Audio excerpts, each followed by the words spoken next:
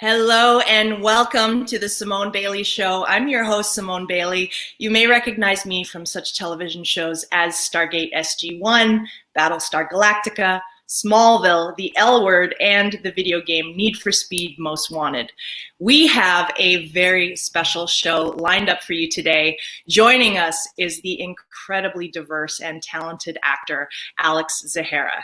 But before we introduce our fabulous guest, I would like to take a moment and welcome the fans and all of you tuning in at home and everyone on our live chat. Thank you so much for subscribing to my channel, for joining me today. Today is a wonderful day, and we are going to have such a great show.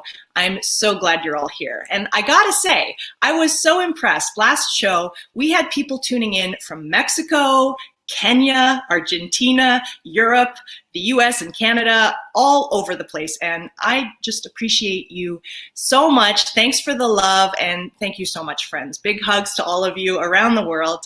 So now is the time. I would like to introduce my guest co-host for today.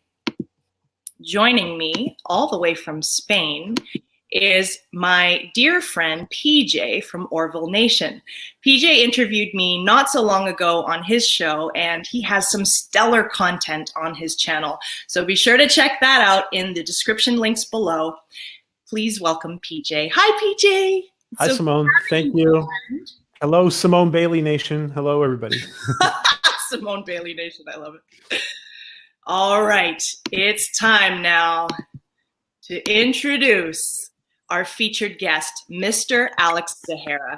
Alex has a very impressive resume with over 148 credits working as an actor in TV, film, voiceover, and video games. Some of his credits include multiple characters on Stargate SG-1, The Man in High Castle, C, Arrow, Batwoman, Supergirl, Smallville, Supernatural, Riverdale, Battlestar Galactica, Hell on Wheels, Psych, Fringe, Once Upon a Time as King Midas, Lego Jurassic World as the voice of Vic Hoskins, and a few of the Dead Rising video games. Please give a very warm welcome to the one and only Alex Zahara. Hi, Alex. Hello. What a pleasure to have you here. Hello, Alex. You can't hear them, Thanks, but everybody's going crazy in the chat. Oh, crazy. Nice. I like it. That was wild. Here, I have Kleenex. Just wait. Here we go. I'll do that. Yay! It's like poor man's confetti. I love it. Exactly. How are you doing, friend? Good. Just real quick, for those who don't know, Simone and I share the same birthday day. And it's a very special birthday that we have. It's true. What day is it, Alex? Halloween. Oh my God. Really? Yeah, we're born October 31st. Yep. Oh, wow. Yeah. The night I was born, apparently. What's that? We're kindred. It's true. But the night I was born, apparently, the old McDonald Hotel in my hometown burned to the ground. So there you go. Real? Whoa, wow. Yeah. Yeah, it was crazy. That's a very spooky story. I know. It's very strange. But anyways. There you go. Hi, this is fun. I've never done anything like this before. This is the first time I've ever done something like this. It's pretty interesting. Wow, it's gonna be cool. The first live stream. Mm-hmm. Yeah. That's so great. Alex, will you do me a favor? We've got so many people in the live chat, and I think that they would love if you could just read off their names real quick and say hello. Oh my gosh, there's so many. I just saw Frank Garcia just come up there. Adrian V, hello. Ira Strobach, hello. Kira O'Connor, hello. Axonar Comics, hello. I didn't know you could be named Axonar Comics. There you go. Donnie Pearson, Gap Stargate, interesting. Okay, cool name. If you've changed it legally, there may be problems. Oh, my friend Lynn is up there. Lynn Dimio. There we go. Aiden Rodriguez. Hang on. Wait a minute. And others. Oh, I guess. See, I don't know how to use these fingers and scroll, so just give me a sec here. There we go. Adrian's Donnie Pearson, right? And P. Pflugerville. Hi, P. Pflugerville. There you go. That's a great one. Louise X Sparrow. Hello. Elser. ELSCER. I like it. Orville Nation. Hey, what's up? Oh, look, there's Simone Bailey. Oh, wait, but she's there. But wait. Oh, wait. Anyway, there you go. Someone here said that it's Earth Day today. I did. Yes, it is. It's Earth Day today. Happy Earth Day, Earth. Happy Earth Day. Yes. My friends in Grand Prairie, their son James is 1 year old today, and his birthday coincides with Earth Day. Chris and Laura Beauchamp. There you go. So they sing Happy Earth Day to you?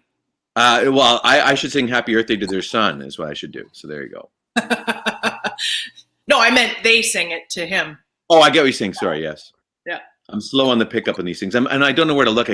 I should look. There's the camera, but there you are. And there's PJ. Yeah. Get it all figured out. Yeah. So another point of interest that fans might not know. Here's some Stargate trivia. Did you guys know that Alex Zahara, myself, Simone Bailey, and Michael Shanks all have something very much in common? Mm-hmm. We all went to the same acting program at the University of British Columbia in Vancouver, Canada. So they're all graduates of the same program. Hooray! Wow. Interesting. Yeah. I know. It's funny. We're all on Stargate SG-1, so. I know. Yeah. It was funny because I remember Michael. Well, he was a year or two ahead of me. A year or two. Yeah, I think just a year ahead of me. And we were in a play together and saw him do lots of stuff. And then I was lifeguarding when he got the Stargate thing, and I was like, "Oh, that's so cool!" Like I was still at school lifeguarding when I heard he got Stargate. It was amazing. It was really. I remember being on the pool deck, hearing that, and going, lucky bastard! Good for him." That's great. Wow. Yeah. Maybe, do you guys want to share with young actors who live in Canada where that might be, just in case they want to attend? Simone, go for it. Well, it's in Vancouver, Canada, which is West Coast, and it's it actually is rated one of the top 2 most beautiful places in the world. I would definitely recommend going to visit in summertime. And for sure. The city did host the 2010 Olympics, which really revitalized the city with a lot of great architecture and facilities. Yeah. And so the program that we went into, at least my year, you have about 150 applicants that audition to get in to the program, and they only accept a dozen or less. And wow. So yeah, and so it's a really big deal to get into that program.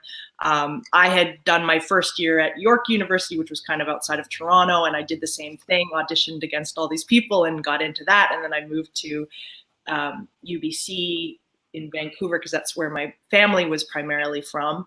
And I ended up because they cut 4 people off the first year, I ended up being one of 3 women to graduate my class. Right. So yeah, it's fantastic. It was a great time. It can be a little bit, I guess, nerve-wracking in some respects because, I think real quick story about how I got into university is basically, and this is true, I smoked a fake joint. Now I'll explain that. Okay. Yeah. Okay. So here's how it happened. So like Simone's right. Like 100. Well, I mean, quite a few people, probably like several hundred, apply to get to the school, but they audition like 150 or something like that, right? Every year. And I was in a group of students that was 14 of us, I think, in our audition group. And I started doing a monologue from Othello. I was doing Iago, and I was like, I hate the Lord, and stuck abroad that twixt mine sheets he hath done my office, meaning this Othello is having sex with my wife.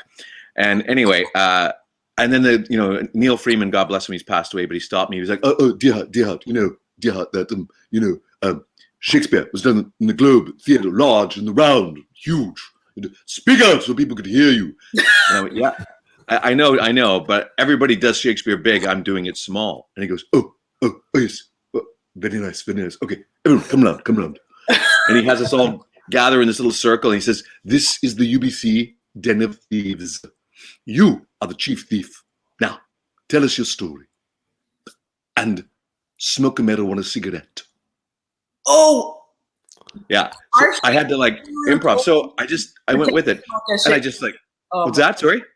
Our Shakespeare guru directed you to fake pretend, that you were. Yeah. So I pretended to, and I've never rolled a joint in my life to this day, never. And I've seen people do it, but I never inhaled. Nobody. Yeah, just kidding. So I just took a little pretend bag in. And I said, I hate them more.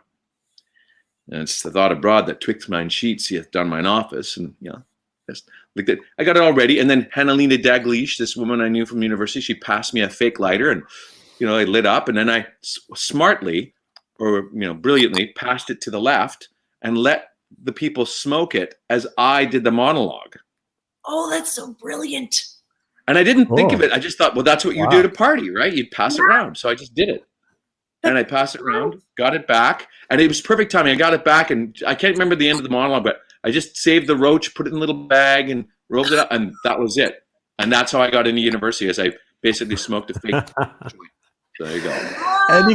Is there any connection there? Do you get in that hippie role on Stargate later on from that? Nice. You know what? It's funny, a little tie in there, but he just wanted to really see if I could take direction. That was what his point was, because I had it all planned to do it a certain way. Yeah. I said, okay, well, if you're going to do it that way, let's see if you can handle direction. And I was like, yeah, okay, no problem. So off I went. But yes, the tie-in for that, real quick, funny story. When I did that hippie, Michael the Hippie, was my second guest star on Stargate, and I'd already done Zales from Spirits, the episode. Yeah. And they really wanted me to come down to audition for this, but I'd only done one episode for them, makeup, working a lot. So I was doing a play up in Prince George, which is about 800 kilometers or 600 miles that way. And they wanted me to come back, but I had to fly in. And funny enough, the play was called the Delphic Orioles, and it was about a softball team of professors from UBC. Isn't that weird? I know. Very strange. Anyway, wow. So long story short, I said I'd fly down and do the audition, and I had to promise to buy out the theater in case I didn't make it back. In case there was a problem with the plane or whatever. And I'm not being bragging, but I just said to the people, they were all worried, the theater managers, well, what if you don't get back? I said, well, how many people are there? What's the box office that night? And I just went, okay, well, if I miss, I'll put it in writing. I'll buy it out for the night, because I'll make more money doing Stargate than I'll do in 1 or 2 days than the entire run of the theater show. Yeah. Anyway, long story short, again, the stage manager dressed me up in all this hippie gear, and I flew down and met a buddy, and we rehearsed it a few times. I went in and did the audition. They loved it. I got on the plane, landed at 4 o'clock back in Prince George. At 5 o'clock, I got a call that I was their number one choice. I was in the running. 6 o'clock, just so leaving the theater. Michael, right? Well, yeah, for Michael Greenberg, yeah. No, and 6 o'clock for the role, Michael. I got it. What's that? Sorry. Oh, the role, Michael. Yes. The Michael the hippie. Yes. Mm-hmm. And then at 6 o'clock, I got a call that I got it. And when I went back to the theater, everybody was pretty congratulatory. There was one person that was like, she was a very theater-esque person, and I kid you not, there he is, Michael the hippie, and she literally called me, and I get this. She goes, well, how did your audition go, Alex? And I said, well, pretty good. I'm doing Stargate when I get home.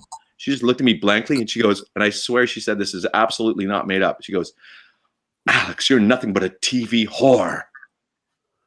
Oh, come on. I'm serious. I was like, you gotta be kidding me. That's exactly what she said. I swear to God. Yeah. Anyway, then I went back and did finish the play, the run of the play, and went back and did Stargate the next week, the Monday after I finished the show. Look at that shot with you and Christopher Judge. So oh yeah, that was fun. That was up on Mount Seymour. We were driving the bus down Mount Seymour. It was pretty funny. Wow. Yeah, that was a while ago. Cool. Back when this color used to be down here. And I saw an interview where you actually had a hand in changing a bit of the dialogue, did you not? Yeah, they were pretty cool. Like the Michael Greenberg and all the rest of the producers at Stargate were really cool. And Charles Carell was he was the director of that episode. And God bless the writers. I think they hit it spot on. I think the episode itself was really great. And but my character kept saying, like, I don't want to go to war. I don't want to go to war, because it was all about going to Vietnam. And in the end, I said, like, I agree, but I think really what wants to come out, like, I don't want to kill anybody. And that was his main thing, right? So I asked Charlie if we could do that, and he says, you know what, we're going to do both. but we're going to do it. So they'll see that that's the best choice. And I think I'm pretty sure that made it in the cut. So I love that. Yeah. God bless Charles. He passed away several years ago. Great guy. Super sweet. Yeah. Oh. And then this was your first, because you've done multiple characters on Stargate SG-1. So this was your very first character. That was very Zales. memorable. Yeah, that was Zales. He was a shape-shifting alien, and he was the Salish people's god, like the Raven god. Yeah, and so when I went in and did that audition, it was really cool. I did a lot of like bird-like movements originally with it, you know. Really? Yeah, I did a lot in my audition. I did a lot of like, you know, that sort of thing, and you know, because he was supposed to be a raven or whatever. So I don't think we really used that in the end, but it was a lot of fun. And that was like it was a very like kind of a Native American tribe type of people, right? Yeah. And oh gosh, what's his name from Dances with Wolves was in it? Rodney. Oh gosh, what's his last name now? Let me check. I'll look it up. PJ's looking it up. There you go. I'm looking at it. But anyway, it was really cool. He was in it. He was from Dances with Wolves, and that was a real quick funny story with that one. The behind the scenes funny story. But I was a picture of Amanda Tapping and I earlier, and Amanda and I have been like, you know, friends for years, and I love her. She's one of the best, most genuine, sweet, kind, beautiful. Like, I mean, spirit and visually, of course, too, and talented and just wonderful people I've ever had a chance to work with. Like, people think I'm like trying to get a job out of her or something when I sing her praises that much, but it's absolutely false. She's the best person in the world. Yeah. Rodney Grant? Rodney Grant. Yes, Rodney Grant. He was the guy. But anyway, it was funny because my character gets Zatgunned, right? So I get, and I'm out cold, and one of the scenes I'm on a gurney, right? Well, it was a bit of a heat wave in Vancouver that year, and it was like 38 to 42 degrees in the studio. It was so hot. There's a picture on my website there of like Martin Wood, myself, and Christina Cox sitting there just like sweating and in between takes. But I fell asleep on the gurney. Because I was dressed in Mylar, and it was so hot, and you know, my face is covered up, so there's no airflow to the nose. And the next thing I know, I literally see this. Hang on, this is what I see. Amanda Tapping coming in. Alex, you're snoring. Wait, were they rolling? Were they filming? Or no, it was between takes. Between takes. She shook me on the shoulder and go, Alex, you're snoring. But I saw the upside down perspective, you know. Oh, that's anyway. So funny. Yeah. Well, it was so hot, and I was wearing Mylar and everything else, and I just like and in between takes, I'm lying on a gurney. I'm supposed to be unconscious, and I just passed out. Anyway. Oh my gosh. But she was so sweet. She just, you know, tapped me on the shoulder or whatever. Not like, hey, buddy, come on, you know. And anyway, whatever. She was awesome. And we're posting Alex's website in the chat. I'm doing that right now, by the way. I want to. So this was your, I think your third role. Was it not Iron? Oh no, this isn't Iron Shirt. No. This is Foothold. This is the alien leader from Foothold. Oh yeah, that's right. I mean, look at this character. That's crazy. It was pretty cool. We had to do a thing where we had a thing that went into our mouths, and we would like bite on it and chew on it to make the little mandibles on the outside move. Yeah, and all you could all you could see through it, like literally, if you took your fingers like this about your eyes, there was a little tiny strip here, and that's all you could see. But then they end up putting some black muslin in there to hide, because sometimes you catch my eyes or whatever. Oh, but that was one of the toughest gigs, because it was good because you could take the hood off. You could take the whole thing off during breaks. But it was tough because it was so restrictive air-wise, because that little tiny hole like this was what I was breathing through as well. Wow. Yeah, and the visual was terrible. I remember I tripped one time running into the gate room. I tripped, and I couldn't see the stairs, so I tripped. Oh, no. And I knew that the rail was there, so I just reached out, grabbed the rail, and I grabbed it and was hanging upside down, and like everybody jumped. Like Andy Mikita was directing, and he just jumped like trying to catch me. And Alex, I didn't get hurt, but it was fun. I always found that if you could put that picture up again, Simone. I always found that really interesting, because I always thought that head shape was very like non-human looking, and that mask they did for you was just amazing. Well, Jeff Redknapp, who's a really incredible makeup artist I've worked with a lot over the years, I think he helped design that, or did design it. I'm not 100% sure, but he was the main guy I was working with then. The whole thing was they were supposed to be like, and we said they were like an aquatic sort of species. They looked like almost like some sort of shellfish or lobstery weirdness or something. So Dion Johnson and I, what's that? You have claws. Well, we had sort of three prompts. Yeah.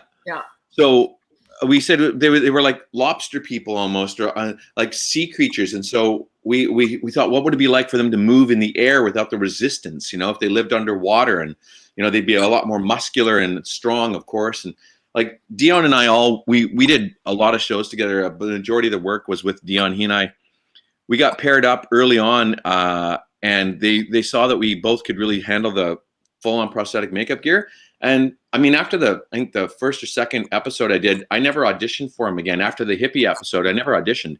They wrote stuff with Dion and I in mind, and then they would call us ahead of time and say, hey, like, would you guys be able to do this in June? We want to try this one, or like maybe next January for this one. Yeah, they're so awesome. That's a real rarity. I want to show also, this is another character you did. So this, this is Shy One, right? From Beast of Burden, also on Stargate SG-1. Look at the eyes.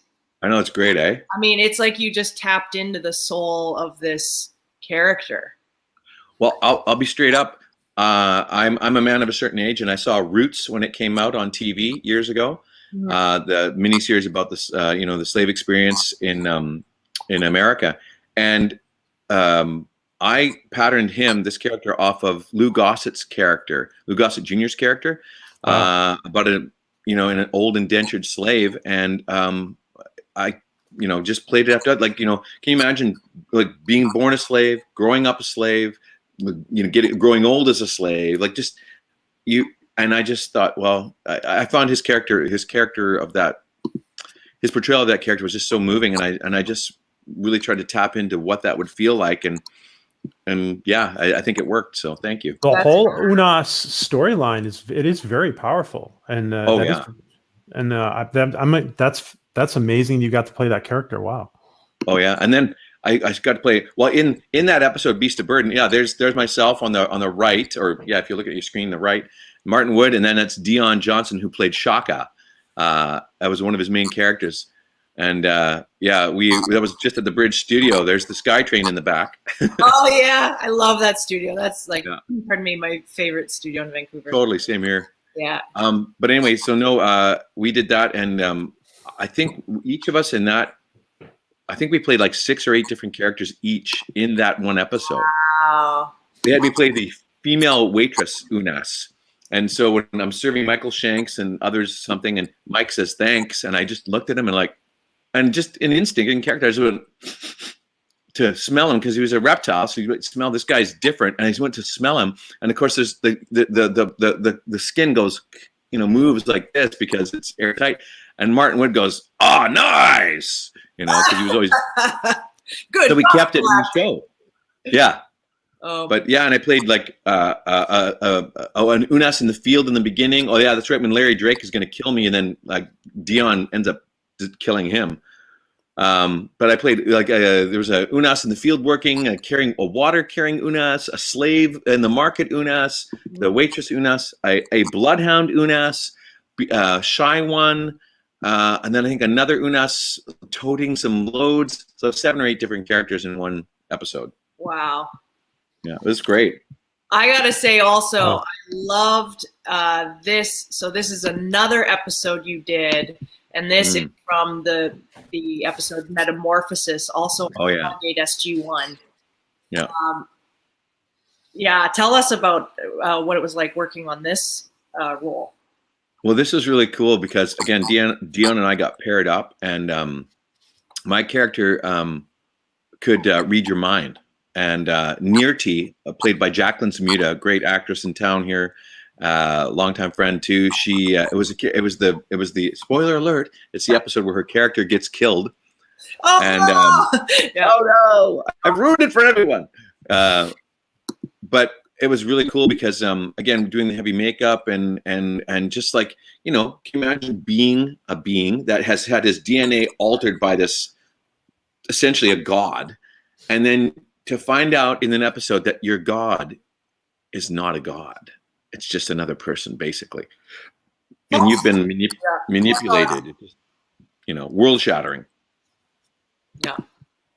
There you go. And then here's, okay, I got to keep going because I just want to, Yep. I just want everyone to see how amazing his transformations have been. So this is another episode of Stargate SG-1 that Alex played. Iron Shirt. Cora Sec, Iron Shirt, the UNAS leader of this planet. And yeah, actually, funny enough, within that one too, they green screened the 4 main UNAS. They had us come out in different costumes and a different weapon, going rah rah rah, and then go back and change costume, get a different weapon, rah rah rah, and they multiplied us like 1,000 times to show like 10,000 UNASs. Yeah. Yeah. So I say I played 20,000 characters for Stargate. There you go. 1,000. Oh man. That's true. And real quick sidebar, I know I gotta go move on, but that last one, you know, the one previous with Edgar. Oh yeah, that's cool. That was good. I was right during the big battle, and Richard Dean and I almost killing each other. This shot, by the way, that is so. That is a great shot. What a right on. shot. Yeah. Anyway. It's such a treat to play something that's like so alien, literally, but also so real. Because in the end, their heart is, well, what do these people want? What do these creatures want? They wanted freedom. They wanted self-determination. They wanted to be able to have families and not be slaves. And you know, so yeah. There's people always said to me, like, I've had a lot of. Sorry, Simone. Sorry. Yeah, that's why we love Stargate, because they dealt with, you know, yes, there was levity and humor, but there was a lot of real core issues that were very relatable. Yes, and just so everyone knows, I've recently washed my hands, so I have no problem rubbing the eyes. Mostly been doing this. Yeah. There you go. I feel like a cat when I do that. Like. Anyway, but real quick, that metamorphosis guy, you know, it's hilarious. I've had a facial hair or beard, rather, facial hair since I was about 17 onwards. I just like it. But right at that time, I had agreed to do that episode, and they wanted a bald cap and everything, or they wanted me to shave my head. Mm-hmm. And I was like, oh, okay, well, sure. Literally on a Sunday, I get a call from my agent and says, hey, they want you in Calgary tomorrow to film this Western open range with Kevin Costner. And I was like, what? Yeah, but you can't shave your head. I'm like, oh, okay. So I called Todd Masters of Masters FX, who was doing the effects, and I called Peter DeLuise, who's directing. And Peter's like, do the movie. Don't worry about it. We'll make it work, you know. And Todd says, we'll punt, you know, football reference. I'm like, Americans and their football, love them. Anyway, I'm like, okay. So we put a bald cap on, but I ended up going to Calgary, and it's the first time in my life I did not actually have facial hair. And they put a little fake mustache and a soul patch on me. I look like a young, like, General Custard.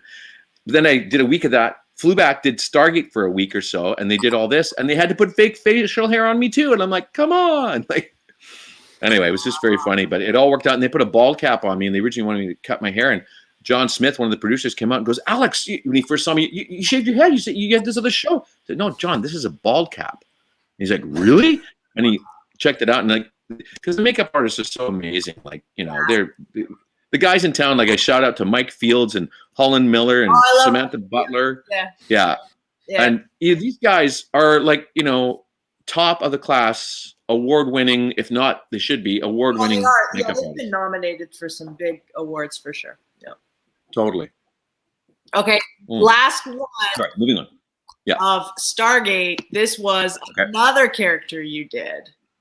This is Warwick. Now, this is an interesting story because Dion Johnson originally played Warwick in a previous episode, but he was unavailable, and they asked me, could I do the role? And I said, well, listen, I'm not going to I don't want to do this without Dion's okay. Yeah. And he said, he gave me the thumbs up to give it a go. And so I watched the episode, and I basically just took on his mannerisms, his way of speaking, and I came in and did it. Now, mind you, they'd lost the facial thing, so they had the mask, so they had to do a resculpt, and he looks like he's put on about 40 pounds in the resculpt, but yeah. And then the outfit I have, and this is the one time I really got overheated, that outfit was a diver's suit, like a neoprene diving suit they painted and whatever. Yeah. Well, it was Andy Makita was directing again, and in one shot we were doing, I start speaking, and then next thing you know, all these people are around me and talking to me, and I'm like, what's going on? Why are you people talking to me, and why aren't we filming? And I realized like I was overheating, and they unzipped me and put ice packs down me, and then the whole world just sort of went shoo and came back, and I couldn't hear anything. It was just nuts. And like when you look at the tape, the take, apparently I started speaking in tongues. Like I was saying, yes, Wow. and this fashion, whatever. You know. But it's the only time I ever really overheated. So anyway. Wow. Did you continue that day, or did you go to the hospital? Well, yeah, they just put some ice packs. Jack, the first aid attendant, is a friend of mine. He put like ice packs down me, and they unzipped me, cooled me off, and they were like, "Yeah, I guess we better get some AC in here." Yeah, I guess we should. You know. Oh my goodness. Yeah, but it was. I mean, the costumes are great. Nothing against costume ladies because they're amazing. But I mean, some stuff, the materials, it's pretty warm, and you know, you got to do your best, right? Yeah. So this isn't ego, but this is actually a young student gave me this. I showed these guys earlier. But she was so appreciative of my coachings and stuff. Look, she made this mug. Like she made it. So isn't that cool? Yeah, I was actually going to ask if you coach people and if you mentor actors and things like that. Yeah, I've done that a bit over the years. Like I coached. This was from a program down at in Delta or Ladner school division. A friend of mine, Paige Hansen, runs it now. Jennifer, she got married. I'm going to say her last name wrong. Jennifer Harbett was her maiden name. Can't remember her current name. Sorry. But my friend Paige Hansen runs the program there, and I've done stuff there. But I teach at different schools around town, and I private coach and stuff. But I found, for the most part, I do like very specific sort of help friends and people one-on-one. I haven't done a lot of mass coachings just because I'm fairly busy a lot of the time too, and I find it I don't want to commit to teaching a class then have like substitutes all the time, which invariably ends up happening, you know. So, sure. But I did one really great one. Alex Lowe, this young kid, young guy I coached, and he really came up with the world. And I helped him on this thing. He got the Steve Carell, the Women of Marwen movie, and he got that, and he's done a bunch of stuff. And then I play on Riverdale. I play Uncle Bedford, and he ended up playing my either son or cousin. We weren't quite sure, but we got to work together on camera together, and I mentored him through an entire year in a program. So yeah, that's pretty cool. Oh, that is cool. Our Stargate fans, because I just want to keep talking about Stargate for a second, they wanted to know if you have any funny shenanigans stories from working on Stargate SG-1. Well, shenanigans stories.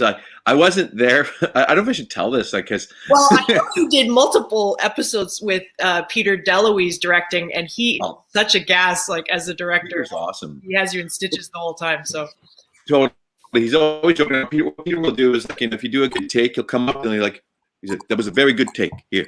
And he gives you like a scratch and win lotto ticket, you know, or something like that. Or he'll get, here's a loonie. This is for you. Now a loonie is the Canadian dollar coin, right? You know, and that's for you. Good job. Zahara. Oh, here's a really good one. It's pseudo Stargate. It was Peter related. I was doing, what was it? Jeremiah back in like 2001-ish. Yeah. And my mom came for a visit. And I brought her to the film set and everything else, and she was hanging out. And my mother, like, was one of those ladies of a certain age, and so she had like this jacket that had like a tiger on it, going like, you know, and you know, and I introduced Peter and my mom. He goes, Mama Zahara, we're gonna put you in the movie. And so in an episode, I can't remember which one it is, but it's an episode of Jeremiah. He says, we got to lose the jacket. And he undoes the zipper and just, there you go.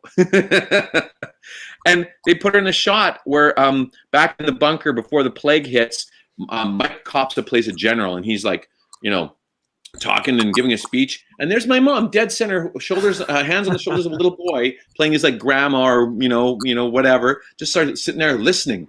And I gave her my my MGM jacket, you know. They gave us the swag, so I kept the fleece because she didn't need it. She liked just the jacket, so I kept the fleece, and she got with the lion on one shoulder and Jeremiah on another, and oh my God! But there you go. But that was Peter. I always thank him for that. And get this, they paid her. They had to pay her. That is very kind. Wow. Yeah, I know. So was that her debut? That was her film debut. Yes. Oh, that's so great. She's the one that actually got me hooked into theater and all sorts of stuff, because she did a lot of plays and stuff in high school, and when we were little kids growing up, she did props for plays. I remember we did they did The Royal Hunt of the Sun, which is a play about the Aztecs and being invaded by the conquistadors. And Christopher Plummer played it in the movie with Robert Shaw. Anyway, our house was full of like spears and like, hats from, Spanish hats and feathery things and whatnot, because my mom did all these props. And I'll never forget. I know, I'm sorry if you tell me to shut up if I'm going too long. No. Oh, please. But she took me to go see Fiddler on the Roof when I was about 4 or 5 years old. And they did it in the gymnasium of my high school that I eventually went to high school in, the Grand Prairie Composite High School, which my friend Devin Whipple, hi Devin, he might be watching, and Devin's students, my friend's students are probably watching. Cool. He's the drama and film instructor there now. Anyway, I remember sitting there waiting for the play to go on. Like, you're a little kid, you're 4 or 5 years old, you're like, what's this, whatever. All of a sudden the lights go out, boom, and you hear this fiddle music like, I'm like, what the heck? And I look at the goosebumps. Like, seriously, I get goosebumps. Like, every time and all of a sudden the lights come up and there's a shadow of a little dude on a house in the middle of the gym, and there was nothing there seconds ago. And I was just like mesmerized. I was just like, how did they do that? Mm-hmm. And like, there you go, goosebumps.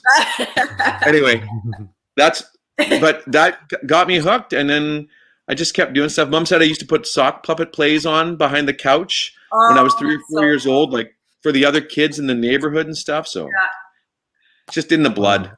That is so great. So they were very supportive of your career, because some people, their parents really are like, oh gosh, you want to be an actor? Not a good idea, But it sounds like they were. Yeah, my mom and dad were always really supportive. My dad, he did a lot of jobs.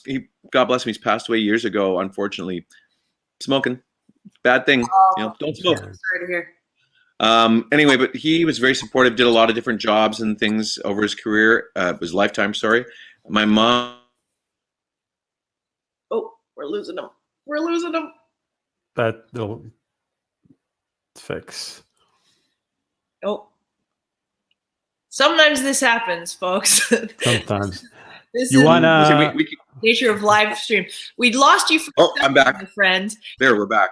Yeah. But anyway, so no, my mom was really supportive, and like when I said I wanted to go, there was no surprise when I got into film and TV and acting. And to be quite frank, I didn't need their support, because my family sort of split pseudo early on. I was in like my grade 12 year. My parents split up, like just after I graduated.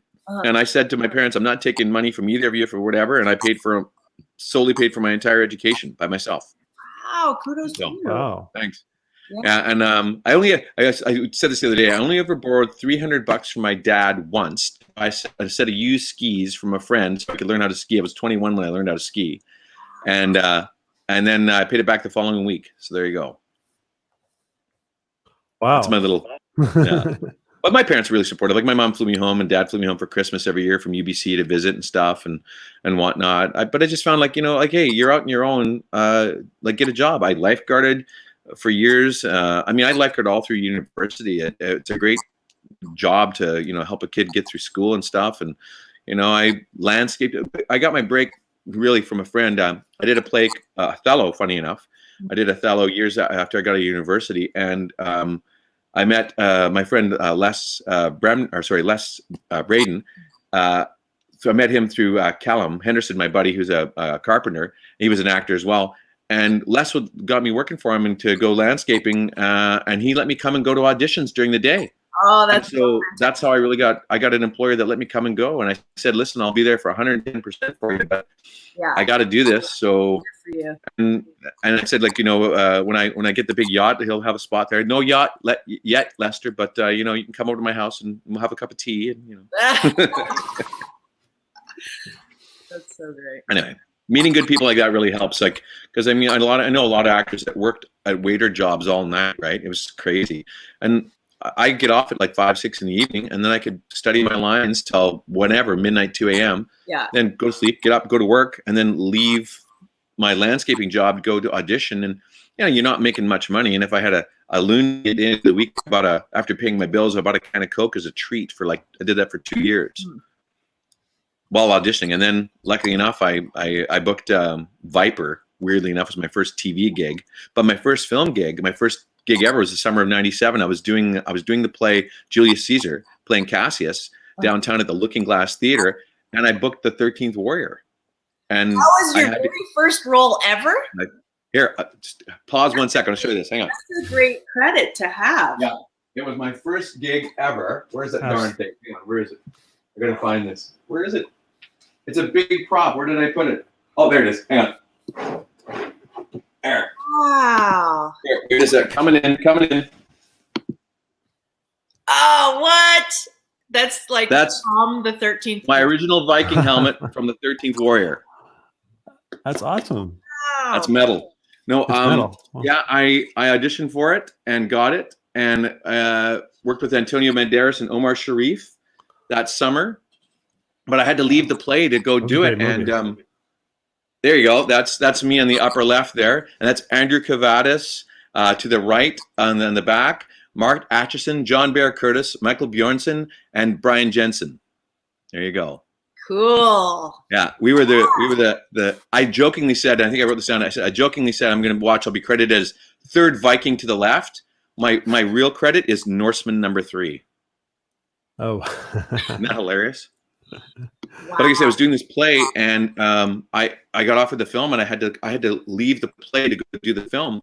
And like we were all young, struggling, beginning actors, and I went to the producer and director, and I just said, listen, I got a bit of an issue here, and I was basically in tears. And the director said, oh, forget it. I'll take over your role. I'll do book in hand if need be. Awesome. It was Lena Potter, who teaches over on the island now, and I went to the rest of the cast, and I literally was in tears. I got a job, and blah, blah, blah. And they're all like, shut up, you baby, get out of here. You know, like they were very. How old are you there, Alex? How old are you? In that, 30-ish. I went back to school late. I went back to school late. I was like 24, 25 when I went back to school, like relatively, sort of right out of high school. And so I didn't graduate till, that summer I would have been 29. No, I was 29 that summer because I turned 30 that fall. Yeah, so I was 29 that summer. But most people said, like, you're too old to start going back to school. You're too old to start acting. And I was like, oh, okay, all right. And all these people giving me advice. I'm like, well, thank you very much. Yeah. Well, I'm still here. That's all I'm saying. Yeah. Over 148 credits later. I know you're one of those actors whose IMDb is a pain in the ass to look at because it's so long. I actually printed it out, and it was 9+ pages. Wow. And I was like, whoa, that's a lot of paper. Well, try Gary Chalk. I think he's got like 350 credits or something like that. Well, he's a smidge older than you, Alex. We love and him. Here's another quick Cheyenne. First movie set I was ever on, real movie set, was Small Sacrifices in Edmonton. I was dating a woman whose friend was dating the focus puller, and they said, come on down. Well, guess who I meet there? Gary Chalk, 1988. Oh. Yeah. He was playing Farrah Fawcett's boyfriend in the movie, her character's boyfriend. And he was really friendly, nice, and whatever. And then, like 20 whatever years later, I helped cast him in a movie I co-produced with my buddy Corbin Selican, and we did Patterson's Wager, and he played my father. Gary played my dad. Oh, isn't that hilarious? Yeah, that's cool.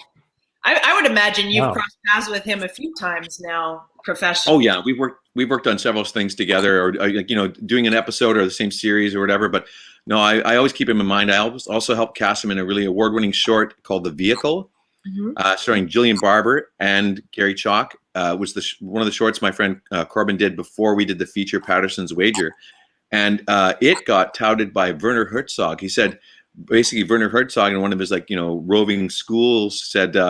And he said, is this, you want to learn how to make a movie? Is this what? And he showed my friend's film as an example of what to strive for. Nice. Yeah. So what is that like to work in casting? Like, what did it teach you as an actor? I helped cast a series called Saved. It was a short-lived series they shot up here about basically paramedics. It was like ER, but by a paramedics standpoint. And I've helped cast a lot of different movies, TV shows, etc.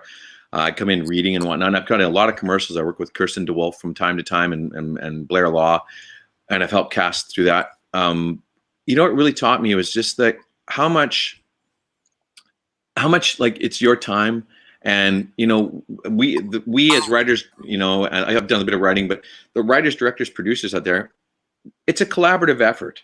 And what people forget, I think the biggest thing people forget is that It's not like, oh, I got to get a job. Or, we need to work together on this. They need me. I need them. Let's come together and make something, And a lot of people think we're in a subservient role as actors to the producers and everything else. And okay, yes, they're our employers, but they're also our collaborators. And I think that's a big portion that people forget is we are collaborating together here, as are all the crew members and the office, people in the office, the PAs, everybody. Because if everybody didn't do their job, we wouldn't be able to make film. So, but in the auditions, yeah, it's just take your time. The room is yours. Like, I always walk in and when I go in, they ask any questions. I say, if I have questions, I'll ask a question, but I usually done my homework and I'll say, well, how about I show you what I got and then we can play from there. And great, perfect. Yeah. And off we go. Because I've showed them confidence that I know what I'm doing, and I've invite them to work together and shown that I'm willing to work with you right now, so. Alex, what's the difference of auditioning now, being where you are in your career as to 20 years ago? Well, I'll tell you straight up, there's not a whole lot of difference. Is my hair all funny? Look at that. There we go. I'm just looking. I put the helmet on, and I'm in reverse here, and I'm like, I can't tell which hand to put up. You got helmet. You know what? It's a weird thing because it's a difference in the States. If I had the career I had in the States, I wouldn't be auditioning very much because people would be asking me to come in. They'd see, right? But in Canada, we don't really have a huge star system per se. So I have to audition still. Like, most of my work is auditioning. I mean, 99% of the work I've got is auditioning. There's been some great people I haven't had to audition for. They've offered me stuff. Sam Egan, who ran the showrunner from The Outer Limits. I did the 100th episode of The Outer Limits for him, where I played the real life commandant of Auschwitz, who had imprisoned, thousands, but particularly his father. And I did a really good job on that, I have to say. And we've been friends ever since. I used to visit I visited his father once, but I kept in contact and visited him at the Jewish Home for the Aged in Reseda, California with my buddy Kai. We drove out there, Kai Erickson. But, he responded, yeah, that's me there as a young Nazi officer, like third from the right. But, some people realize and they credit your work and they're like, we don't have to audition. This guy can do it. Let's just go and hire him. So there's been a handful of people like that. The Stargate crew for sure, like Michael Greenberg and all the rest of the producers were amazing. John Smith, the rest, John Lennox, etc. Everybody's amazing like that. And then certain casting directors in town, like I worked with Trish Robinson. This true story, real quick tie-in here. Love Trish. What's that? Sorry? I love Trish. Yeah. Oh yeah, Trish. God bless you. She passed away, but wonderful woman. And I was out of town, and this is about taking the time in the room and letting the room be yours, right? Mm-hmm. I was out of town, and she held off auditions for this character for Nothing Too Good for a Cowboy, Canadian series that we had up here, till I could come back into town. Because this is the old days. You didn't tape. You had VHS tape back in those days, right? So anyway, I come back in town, and this guy's Pivak, the artist. It's the 1940s, and his name is Pivak. Come on, he's Pivak, and he has to have accent because he paints.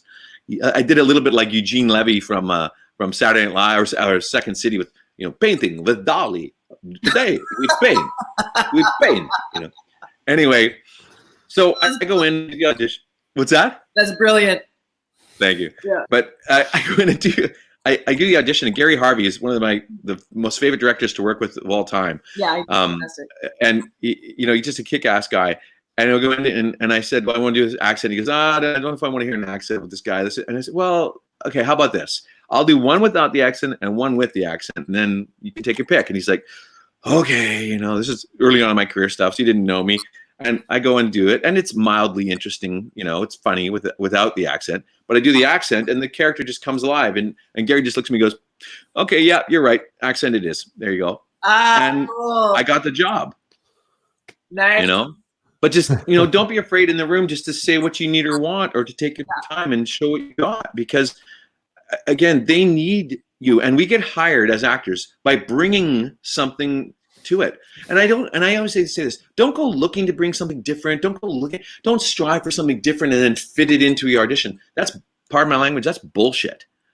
You got to find something real for the character. It's got to come up through rehearsal. It's got to be genuine, and it's got to come from inside. Because if not, then it just looks like affectation, and it's bullshit. And I hate that, as you can tell. Oh yeah, it's passionate. Yeah. That's crazy. Pardon me. Can I ask another question, Simone? Now that he touched upon this point, are there any roles that you didn't get that you really would have wanted? Yes, the role of the scientist in Stargate, the Michael Shanks got. You auditioned for that, really? I don't even know if I was auditioning. I wanted to audition for that. I think I was still in I was still in university when he got it, but I was like, no, really? Because I mean, I got James Spader's hair. Look at the eyes. We're both. I'm just kidding. Do you think though that you would be okay with that kind of dialogue? Because it's a lot of exposition. Yeah, you know what? I think I would have been okay with it. I think I'm getting older now, and it's harder to remember dialogue. Holy smokes, let me tell you. Unless it's really good stuff. But I mean, a lot of what we do, it is exposition and whatnot. In movies of the week and whatnot. So it can be a little tough. But to answer the question of what other roles I would have got, I honestly got I did audition for Lord of the Rings back in the day. Wow. Yeah, and I auditioned for Boromir's character, Sean Bean's character. Wow. That I wish I would have got. Crazy. That's crazy. I know, isn't that nuts? And actually, here's another one. People don't know. I auditioned for Wolverine. To play Wolverine? Wolverine. I auditioned for Wolverine back in the day. I flew to Calgary. They were doing auditions in Calgary, like doing the North America or Western Canada. I'm like, okay. So I flew in and did that, and I had to school the guy about it. The guy was the assistant of the casting person in LA, and it's probably why I didn't get it too, because I didn't even get close. Probably, I don't know. Maybe I was shortlisted. Who knows? I don't know. But yada yada yada. I had to tell him, like, look, Wolverine is about this tall, and he's in the original comic book, and he's a badass. Yeah. And the guy was like, oh, we're just making a comic book. It's just for kids. I'm like, no. So. Wow. I did what I planned to do, and whether he kept it or not, I don't know. But I know at one point in time, I heard a rumor that I was shortlisted for a big movie, one of those movies, and I don't know. You never know. Yeah. So I've lost parts to huge actors too, and you're just like, oh yeah, how can I compete with whoever? Well, to be quite frank, a lot of the stuff we auditioned for here, like I auditioned for Hell on Wheels, and I auditioned for Cole Meany's part, Mr. Durant, for Hell on Wheels, and that's a major character. And like I did a movie up here with a guy from Prison Break.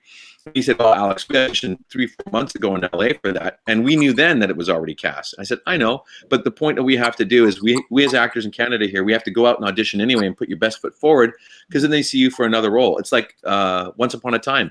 I auditioned for lead character. I auditioned for, I think, 2 or 3 leads, like for Once Upon a Time, but then I got King Midas, and they said, like, we knew King Midas was coming up, and you'd probably be perfect for it. And then your audition, you slammed it, and that's why you're here."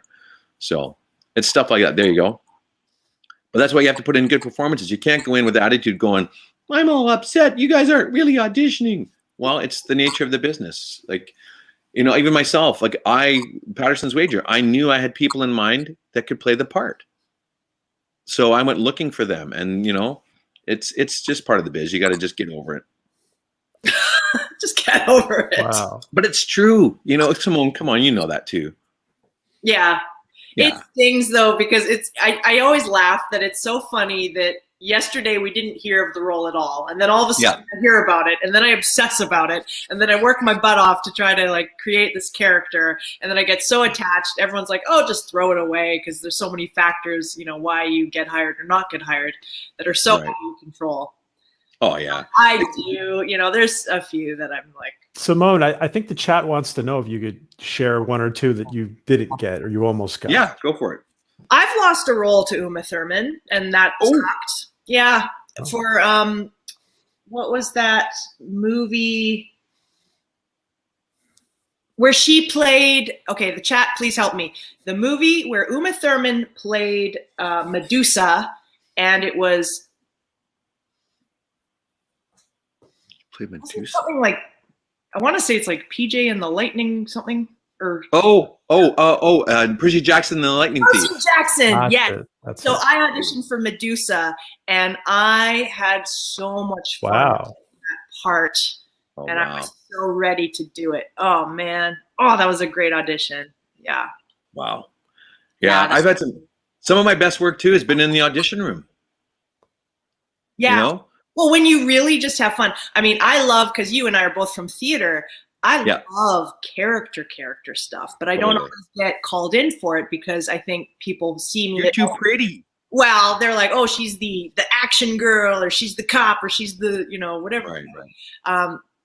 But I love character stuff. Totally. Can you, Simone, for the people in the chat, can you explain that a little bit? What is, because you guys are both actors, but maybe not everybody gets it. What do you mean exactly by character? Go ahead, Alex. Well, I think I'll speak for myself, and Simone, I guess, should chime in here. It was probably the same, but it's like somebody really meaty, a character, not just like the pretty boy or the pretty girl or the charmer, but somebody has had like flaws. Somebody has got like life trauma. Somebody that's like overcoming stuff that's limiting them. An alcoholic, something that I've lost my wife. Antagonist, even a villain or something more interesting. Yeah. Yeah, because I mean, I don't want to just be expository character or the young guy comes in. Yes, this is how he died. Look here, and whatever. Yeah. Stuff like that. Like, yeah. I mean, here's a quick example of exactly what we're talking about. I went into audition for the Sentinel years ago, this TV show, and I went up for this Florida Frank, this character, Florida Frank, and he was this fence, and he had all this stuff in the back of his van and whatever, Florida Frank, and this producer said, there's something about your hair and your eyes, and he had this really gravelly voice. It's kind of angelic or whatever. And we're looking for an angel in this character in this movie, this episode, but we can't find him. Hey, when are we doing auditions? I remember, I never forgot this. It's hilarious. And Chris Robinson, and I said I was doing a 2-person show at the same time. That, funny enough, I just spoke to a friend about. It's called Going Down and Other Stories by Stephen Burkhoff. Okay. It's amazing play. Anyway, and he said, "Will you come back in a day or two? You actors, you like to learn your lines and get into character." And I'm like, "Yes, we do. Thank you." And so I went off, did this, learned all these lines. I'm doing a 1-person show and all this stuff. And I had no card or nothing. I'm riding the bus to my audition and I'm going over the lines. I said to people in the bus, "Just be aware, I'm not insane. I'm an actor going to audition, so I'm going to be saying some words." And because I played a homeless man who was nuts. And but he was actually Gabriel the angel had come into the homeless man's body to save a young kid. Anyway, so I go to this audition and I do the audition and, go in and do my guy. And at one point he speaks in Aramaic and he's like, "Anamalas ulahas, anamalas ulahas du shame." It's like 20 years ago and I still kind of remember it. And James Marshall was directing and he slams his hand down on the table, slam. And he said, "Wouldn't change a thing." Oh, nice. Yeah. And I got the role. Woo-hoo. Yeah. So, but that was really cool because, woo! But here's the layers. We've got a relatively young guy who, and I put it like, I gave him a backstory, like he was a professor that kind of, lost his mind and ended up being homeless, but he dies of exposure because he's living in a little box somewhere.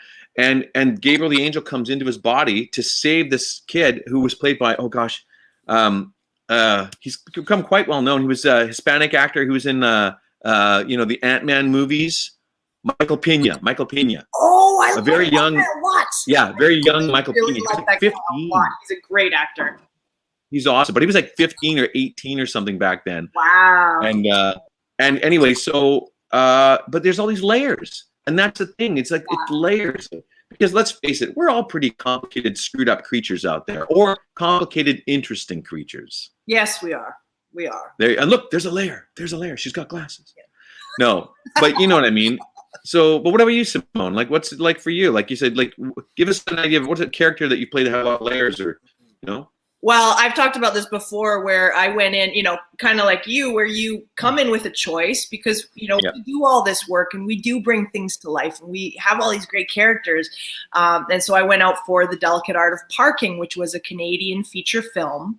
And they saw comedians and people known for comedy acting. And I was not known for comedy at all because I just hadn't had the opportunity to do any on-camera comedy stuff. So we don't do a lot up here. No, right? Because primarily in Vancouver, Canada, it's typically the sci-fi place. Yeah. You know? And the analogy was, for what it costs to blow up a car in, you know, on TV in the States, you could blow up a building, you know, with the money you could have in Canada.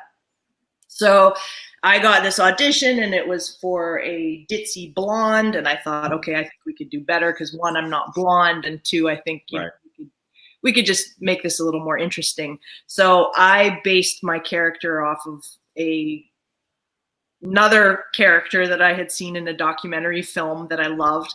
I loved this old movie called American Movie. And it was really, really, it's like a cult classic for those who have seen it. And there's this one character who's done too much acid, and he kind of talks like this, and he's kind of like from a really small town, and like, you know, just, it's really funny. So I did this whole character, and I put as my female character this voice on it. Anyway, so I went in and I did this whole thing, and the director was in the session, and you could tell at first he was like, what is she doing? Like, and he was kind of looking, and then he leaned in, and he was like, you could see it register what I was doing, like, was landing, and he was like, and he thought it was brilliant. And so he rewrote the whole script, like that part of the script, around what I was doing, and we powwowed about, you know, character development and what we wanted to do for it. So it was really cool, and I felt very honored that they had, you know, done this wide cast for all these comedic people, and then I wasn't even known as a comedic actor, and I got in. So that's amazing. Yeah. So that was pretty cool for me. But see, that's just it. You bring stuff to it, and there's some characters there's no choice. You've got to go extreme, like go big or go home. I always say this: make a bold choice and stick to it. Like, you know, but again, like I rehearse a character 6 ways to Sunday. Like, I'll be up till 2, 3 in the morning rehearsing till I'm happy. Yeah. You know, and then when I go into the audition, that's why I can take direction. And the guy says, okay, I want him. This guy's completely straight laced now. I don't want any over the top. Nothing. I want this guy. I'm like, sure. And then you can contain all that work that you've done. And it's called volcano acting, where you're holding it all down, but you can see it leaking out. You know, like with your character, the work was leaking out of this restrictive character, right? You know, the energy. So then you can bring all that to it. And example of going extreme, I played this character in a show called Los Luchadores. It was a 1 year. Oh, I love that. Oh, yes, I have a photo. I have a photo of that. It's so good. Okay. Yeah. So I played this character, Douglas Slade. And he was infusing his body with the DNA of like a cheetah, a lion, whatever, they gave lizards, all this stuff, right? These creatures.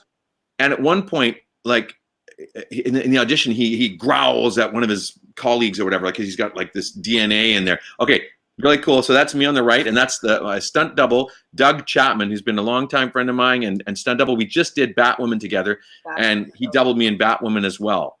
So it's been well over 20 years that we've been working together. But as you can see, so you got snake neck and all this sort of stuff, and a lizard tongue, and they CGI'd a tongue that shot out and grabbed a fly and the whole bit. And anyway, but in the audition, my hair is looking very similar, by the way. I noticed that. There you go. In the audition, or in my rehearsal, I was in my old apartment on like West 8th in Kitsilano, and my friend Michelle Harrison was helping me audition, like rehearse. And at one point, there was a chair there, and I said this line, and I just leapt off the chair. I put my foot on the chair and just leapt in the air, like right at her. And she's like, "Oh shit! Like, you got to do that in the audition." And when I went to the audition, there was 13 producers in the room. What? That's a lot of people. Insane. I know. Or 13 people, writers, producers. I was like, what the hell? So whatever, it didn't faze me really, but I was just kind of, yeah. You know, and during the audition, it felt right. So I did this. I jumped up and leapt at well, not the reader, but at them more. Just like, you know, I got the role. Yeah. Wow. Nice. But it's making bold choices, but make smart choices too. Like I did Jeremiah, like I said, and I played this character Ezekiel, and it was really cool. And got to work with Luke Perry, God bless him, wonderful man, passed away recently. Yeah. And anyway, but the point was, make good choices. Like, you're not supposed to take like real weapons into auditions, of course, right? Don't, because it's a big bad no-no, right? But I had this diver's knife. Now, if you know diver's knives, they're blunt on the end. They're only meant to cut like, fishing line and stuff like that if you get trapped. So they're pretty benign in some respect. But mine was this big, like 6-inch blade, ugly looking serrated thing, looked like something out of Rambo, but it was pretty benign. Anyway, but I also knew everybody in the room except for the director. I knew Joe Michael Straczynski. I knew Sam Egan was running the show too. And then Russell Mulcahy, who was the director of Highlander, which is one of my favorite films of all time. And I'm like, I've got to work with this guy. Got to meet him. So I go in this one scene, like Luke Perry's character was always looking for pencils because he was writing his journal and stuff all the time. Yeah. And in it, in the scene, I'm sharpening a pencil or whatever. I have a pencil I give him. So I played the entire scene, but I pulled out this massive knife and just sharpened a pencil with it while I was doing it, Nice. just the long-haired crazy freak. And I just did this massive knife, and the whole bit. And Russell goes, "Oh, mate, that was bloody amazing. Let's do one more just because the suits have no imagination." And so I had to do it and tone it down a bit or whatever. But that was one, that's probably the only time I've ever brought like a real thing in the audition room, because I knew everybody and I knew they knew me and I knew the casting and I knew I wasn't a freak or something stupid. I wasn't going to do something dumb. Because let's face it, there's a lot of untrained actors. I shouldn't do this. I mean, untrained, like totally untrained actors that go out there that are just like playing off their personality, and they do stupid stuff. They go into rooms and they try to really hurt people and like, I throw a chair and then it might actually hit someone. Like there's a lot of scary things, and that's not nice. No, I've guest taught at a few schools, and then I see kids start to like do fights, and these two guys, this one thing, they wrestle each other to the ground. They fell. I'm like, okay, stop. No, like you can't really hurt each other. Oh, but we're making it so real. I says, I don't give a crap if it feels real. You're really going to break an arm. You're really going to break a leg. Listen, everybody on set, like we don't do that. In theater, you don't do that because we have to do the show 8 times a week, right? Yeah. So you got to play. So there's got to be some reality to it. But they think, they get confused. They think that, here's the thing. Acting is living truthfully under imaginary circumstances. Okay? That's acting. Really beating each other up, that's stupidity. Yeah. That's just dumb. Yeah. And yeah. But I've had so great about our training is that, we did go through stage combat, how to safely, if you ever have to do a slap or a punch or a kick to the beep, beep, like you can, do that. And also for onset, it's very important for actors out there to take a on-camera firearm safety course and how to behave when there's, on set, because, accidents, fatal accidents have happened before. So, yeah. For sure. Totally. Look at me. My hair's getting all wacky. I'm getting so passionate about everything. So passionate. I love it. Yeah. So, you're a huge rockstar at all of these sci-fi and Stargate conventions. Did you or do you have any Stargate or sci-fi conventions coming up? I'm supposed to go to Chicago this summer, if with Creation, but who knows? Like, I mean, fingers crossed, everything goes okay. But you asked me a long time ago, and I segued about telling stories, but I've totally forgotten. Anyway, sorry. You asked about like behind the scenes stories for Stargate and stuff, but I mean, to be honest, like they're just such a good bunch of people. Real quick, like they were amazing. The one story that I wasn't there for, but Chris Judge apparently had a bit of a flatulence problem, and and he used to think it was funny, and he would like fart at people if they were tied down. He farted at Dan Payne, like Dan's all tied down in this thing, and he just farted right at him, and it got so bad that apparently MGM actually sent out a memo. Chris, stop it. That's so gross. I know it's gross, but boys, jocks, boys, there you go. Goodness. But what did you say about the conventions? I'm supposed to do that, and then I don't know. I don't do a lot of conventions. I do some, mostly just ones. Sort of. I used to go to England quite a bit with Brian Cooney. He was a gentleman that operated some conventions there, and I met great friends. Oh, that's in Chicago. That was last year, I think, in Chicago. Yeah, I've been going to Chicago for many years, and it's always a lot of fun. I met great people like Lynn, and Claire's out there. I think she's watching. Hi, Claire. She bought my hippie 1969 vest. What? Cool. Yeah, yeah, Oh, wow. and took it to convention. I wore it one for a photo op at a convention. She allowed me to wear it, and Lynn and Angela, God bless. Angela passed away last year. A friend of mine, and his wife's still here with us. But I mean, you meet really good people. Like I've known people through conventions for years, and I've become friends with them. Like the Dutchies. I've still got my shirt. I was going to bring out a bunch of shirts, sci-fi shirts I have, and different things, and in my closet right there, I could go get it. Is my Dutchie Stargate shirt. I've had that since like 20 years.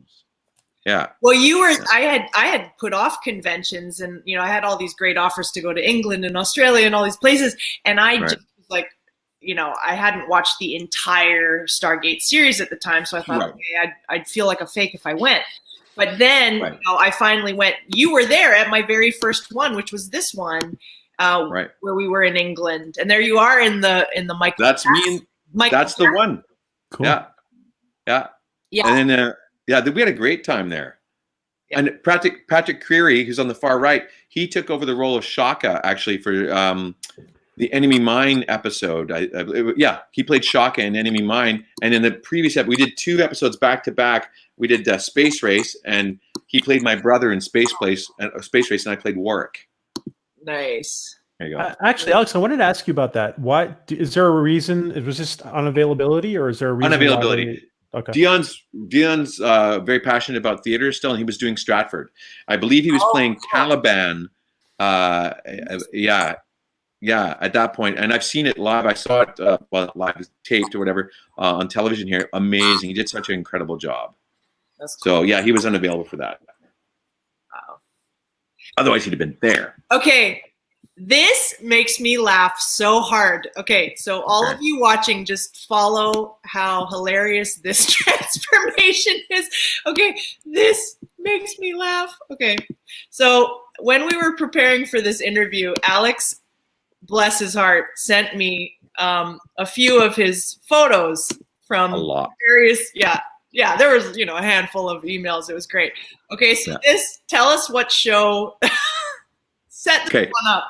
Well, this is actually pertaining into Stargate as well, because don't spoil what you're going to turn into, because no, I won't. But this is exactly the same process that you do in Stargate fitting for Stargate stuff as you do for all heavy prosthetic makeup. So when they're going to do a mold of your head or your face, they have to do your whole head.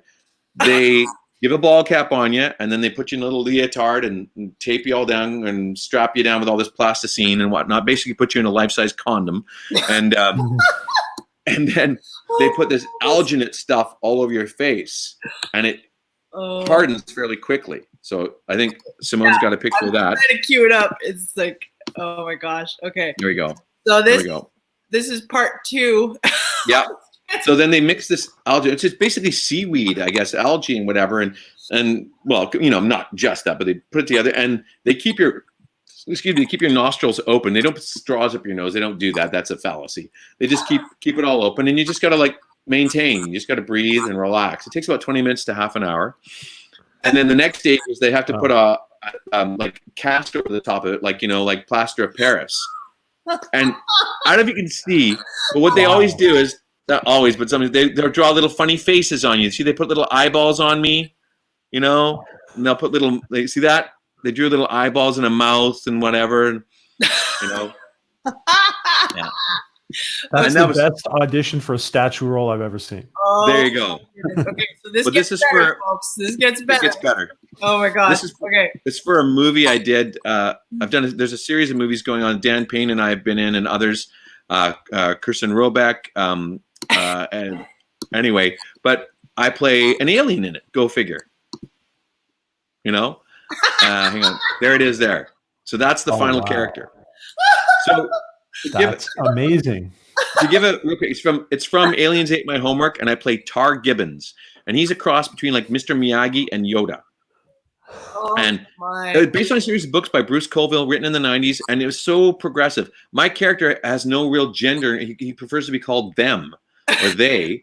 And I'm an alien, and I've got like snail-like eyeballs up here, and you can't see down below, but I've got 4 legs down below. Oh, okay, wait for it. Yeah, I've got the photo. Hang on here. We got it. Anyway, but they've got, like, I have a skull cap on, like a hard fiberglass skull cap. Then they've got those eyeballs like plunged into here so that they're all mechanical and they can move. And all down the back are all these remote control wires. There we go. Goodness. Wow. So this is the first one I did, and they put me in 6-inch high drag queen boots. Yeah. And if you look at the bottom of the picture there, you can see there's a little steel bolt going between the boots heels. So the inside legs were mine, and the outside legs were fake. And you can see, like, you can just make it out. Those little steel rods right there. See? Yeah. Yeah. So I would walk, and the 4 legs would walk together, right? And down the back, they had this like big machine, like a box like this with all the servos in it. And there was a puppeteer puppeteering the eyes, which would blink, and move. And Wow, that singularly was one of the hardest roles I've ever done, though, because it was like in those drag queen boots for 10 to 16 hours. I made the mistake during lunch on the first day of taking them off. No. Yeah. Oh my God. When I put them back on, I literally was crying. There we go. And that's me getting pasted in. So the whole thing's a cowl that they fit to you, right? And Great costume. Thanks. They put the face on, and then they paint it all. It's takes anywhere from that was fairly quick. It was about 2.5 to 3 hours. But it's the first time I did one of the Stargate characters, it was 4.5 hours. Wow. So how much could you see? Overtime. Yeah. How much could you see?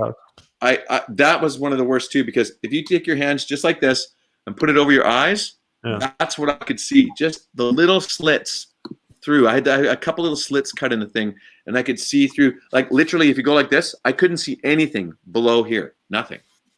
When I was walking. Yeah. Wow. There's Tristan Risk. You snailed it. Yeah, snailed it. There's Tristan Risk on the right. She played Madame Pong, and the whole premise is there's a little group of aliens called the Galactic Patrol, and it's all these various aliens from around the galaxy, keeping the galaxy safe. They're asking, what was the production again? Yeah, Aliens Ate My Homework, and then we just did Aliens Stole My Body last summer. Oh wow! My goodness. So is this these are films then? Yeah, they're films through. I believe it's through. Well, it's here. Watch this. I brought this. Oh my goodness! It's through Les Carnegie Entertainment. Wait. Oh. There we go. Oh, these guys, they do it. But here, I'll show you. I freaking love that. That is hilarious. Wow, that's an amazing costume. Yeah. So that's Dan Payne over here. Wait, where is he? That's Dan Payne, my buddy, and Tristan Risk is over there. Mm-hmm. And we have in the middle is a plant, and it's Phil the plant. And Phil is puppeteered by Brad Proctor. But look down here. He's voiced by William Shatner. Oh, what? Wow. That's so cool. Yeah. And these are 2 writers they were in the Star Trek universe, those 2 there, husband and wife team. And talk about weird. I just was watching Star Trek Enterprise the other day, and I'm not sure the same episode. My buddy Kai was on the one episode about the augments. Kai Erickson was on that, but one of the episodes was written by that couple, and I'm like, get out of here, because I'm going to do this interview today, and I'm going to talk about them, and it's weird. We live in the Matrix. That is so funny. I just love all of that work. I mean, and you're so joyful about it too. Oh yeah, that's me getting out of the costume. And if anyone remembers Klaus Nomi, he was a punk rock sort of new wave singer from the 80s. That's Klaus Nomi. There you go. He said he had black makeup on his lips and white makeup on his face, and he's saying, "It's a total eclipse of the heart." He was crazy. It was like rock opera, punk rock opera is what he did. Oh my goodness. Yeah. That anyway. is amazing. Okay, so can you confirm or deny that you played, hang on, wait for it. Wait. Trying to do a trick. Never mind. Confirm or deny what? Oh, yeah. Are you a voice in My Little Pony? Yes, I was. I played Jackpot, and he's the guy on the right with the white hair. I always thought I wanted to be the one on the left because I have blonde hair and a mustache usually, but I was the other guy. But I'm a unicorn, which is really cool, and people think I'm Trixie's secret father, whatever that means. Anyway, one of the main characters. But I auditioned for this, and I came in. I'm Jackpot. Hello, ladies. Welcome to Pega Vegas. And I said, oh, look, we have a bunch of mayors in the audience that want to come up and join the show. So I did him like a sort of a drunken Brit sort of weirdo. So there you go. You ever get to go to brony conventions? No, I haven't gone yet. I've had a couple of offers, but haven't been able to go. Yeah. It would be fun. That would be really wild. It would be kind of crazy. Yeah. But again, some of the best times at conventions, I met like Vicky Pine, who was a good friend of mine. I met her here at a Stargate convention we had here, GateCon. Beautiful people there that run it. They're awesome. And I've met long term. I've met people like 20 years, like friendships, still. And I go over to England all the time. Like whenever I get over to England, I go to their place and hang out. And it's just I love it. So there you go. Yeah, I love that. I have to ask real quick about your background, PJ. Is that like that's a holographic image or something or whatever, right? No, I'm on a starship. Damn it! Come pick me up. Let's go for a ride. So this is the ready room for the Orville. The Orville. Yeah. Thanks to I watched the people the at Orville. Messy Desk. Sorry, say again. Your messy house? No. Thanks to the people at Messy Desk who do these images. Oh, that's cool. the name of the Orville fan experience. But I you know what? Let me get to that question since we're talking about the Orville. Have you ever auditioned for the Orville, or is that something that's on your list? God, I'd love to. There's so many great shows you'd love to audition for. Game of Thrones, I would have loved to audition for that, right? And sometimes don't they film Game of Thrones in Alberta, Canada? They've done a few bits here. Yeah, they've done a few things in Canada. But it's tough because like American shows, like I don't have my papers to work in the States, so I can't shoot anywhere legally in the States, right? But they can do it for you. Absolutely. Yeah. So yes, I mean I have auditioned for American shows. I just haven't got any because it used to be back in the day. It was easier. Like if you booked a show like in pilot season, like the studio would go, "Hey, we want this guy, and this is the guy," and you get your papers right away. But then it was a lot harder after 9/11 happened. The rules changed a lot, and it's more difficult. But I'll be quite frank. I've worked a lot up here. Look at this is Canada. That's the United States. There you go. That's in my apartment. There you go. But I worked a lot up here, and I mean, I did pilot season twice in the States. I went down, and each time I had to come back because I booked roles up here, and I had to come film during pilot season. Mm. So I took it sort of as a bit of a sign, But yeah, I've auditioned for American shows. I'd love to do the Orville. Are you kidding? I think the Orville's one of the coolest shows on TV today. If you had to play a character on the Orville, would you play a human or an alien? You know what? I'd like to play aliens a lot because that way I could just keep coming back as various aliens on the show. That'd be kind of fun. Or an ongoing alien. Wow, that'd be cool. That'd be awesome. Wow. Yeah. Actually, they're fun. Go ahead. Go ahead. I'm sorry. Go ahead, Alex. No, you go. No, I just remembered when you said that you actually credit your continuity in Stargate the fact that you played an alien because maybe you said that do you want to explain that? Yeah, sure. One of the first roles I went up for, actually, it was talk about just karma or weirdness of the universe. I did that Sentinel episode of Playing the Angel I told you about. Well, I did that episode I auditioned for it on like a Monday or a Tuesday. Then I auditioned for Stargate on a Wednesday, and they both came back like asking me to be in the shows. But Sentinel got back first, and then Stargate got back second. And my agent said, "Well, we actually, the way the rules work, you need to honor the Sentinel thing first. You might want to do the Stargate, but it's going to conflict, and we can't really do it, right?" So I ended up not booking that Stargate role, but they really liked my work. But here's the thing: it was an episode where we were supposed to be in heavy prosthetic makeup. But in the end, they decided just to change it to a little veil going across your face. And Jillian Barber, funny enough, played that, and she's a friend of mine, and she was in Patterson's Wager. And if I had done that, they may not have brought me back because who knows, because they saw my face, right? So the next audition I did was for Zale's This Alien, and I booked it. And that kept me going through Stargate after that. And I got to give a shout out to Carol Kelsey, the casting director, because she's amazing. And I worked with her as her assistant for 6 months on this other show, and known her for years. And genuinely one of the sweetest, purest souls, and people that really want the actor to do well. You know, like I say, like Jackie Lind is like that. Casting director, she's amazing. Trish Robinson was like that. Like this way, I put it: most casting directors are like that. They really want you to do well, but some just stand out. Like, you know, they really want you to do. They let you do what you bring. They don't try to get you to do something that they think should be going on. You know. Interesting. I think I answered your question, or I went on a long segue. Yes, you did. You did. No, absolutely. Thank you.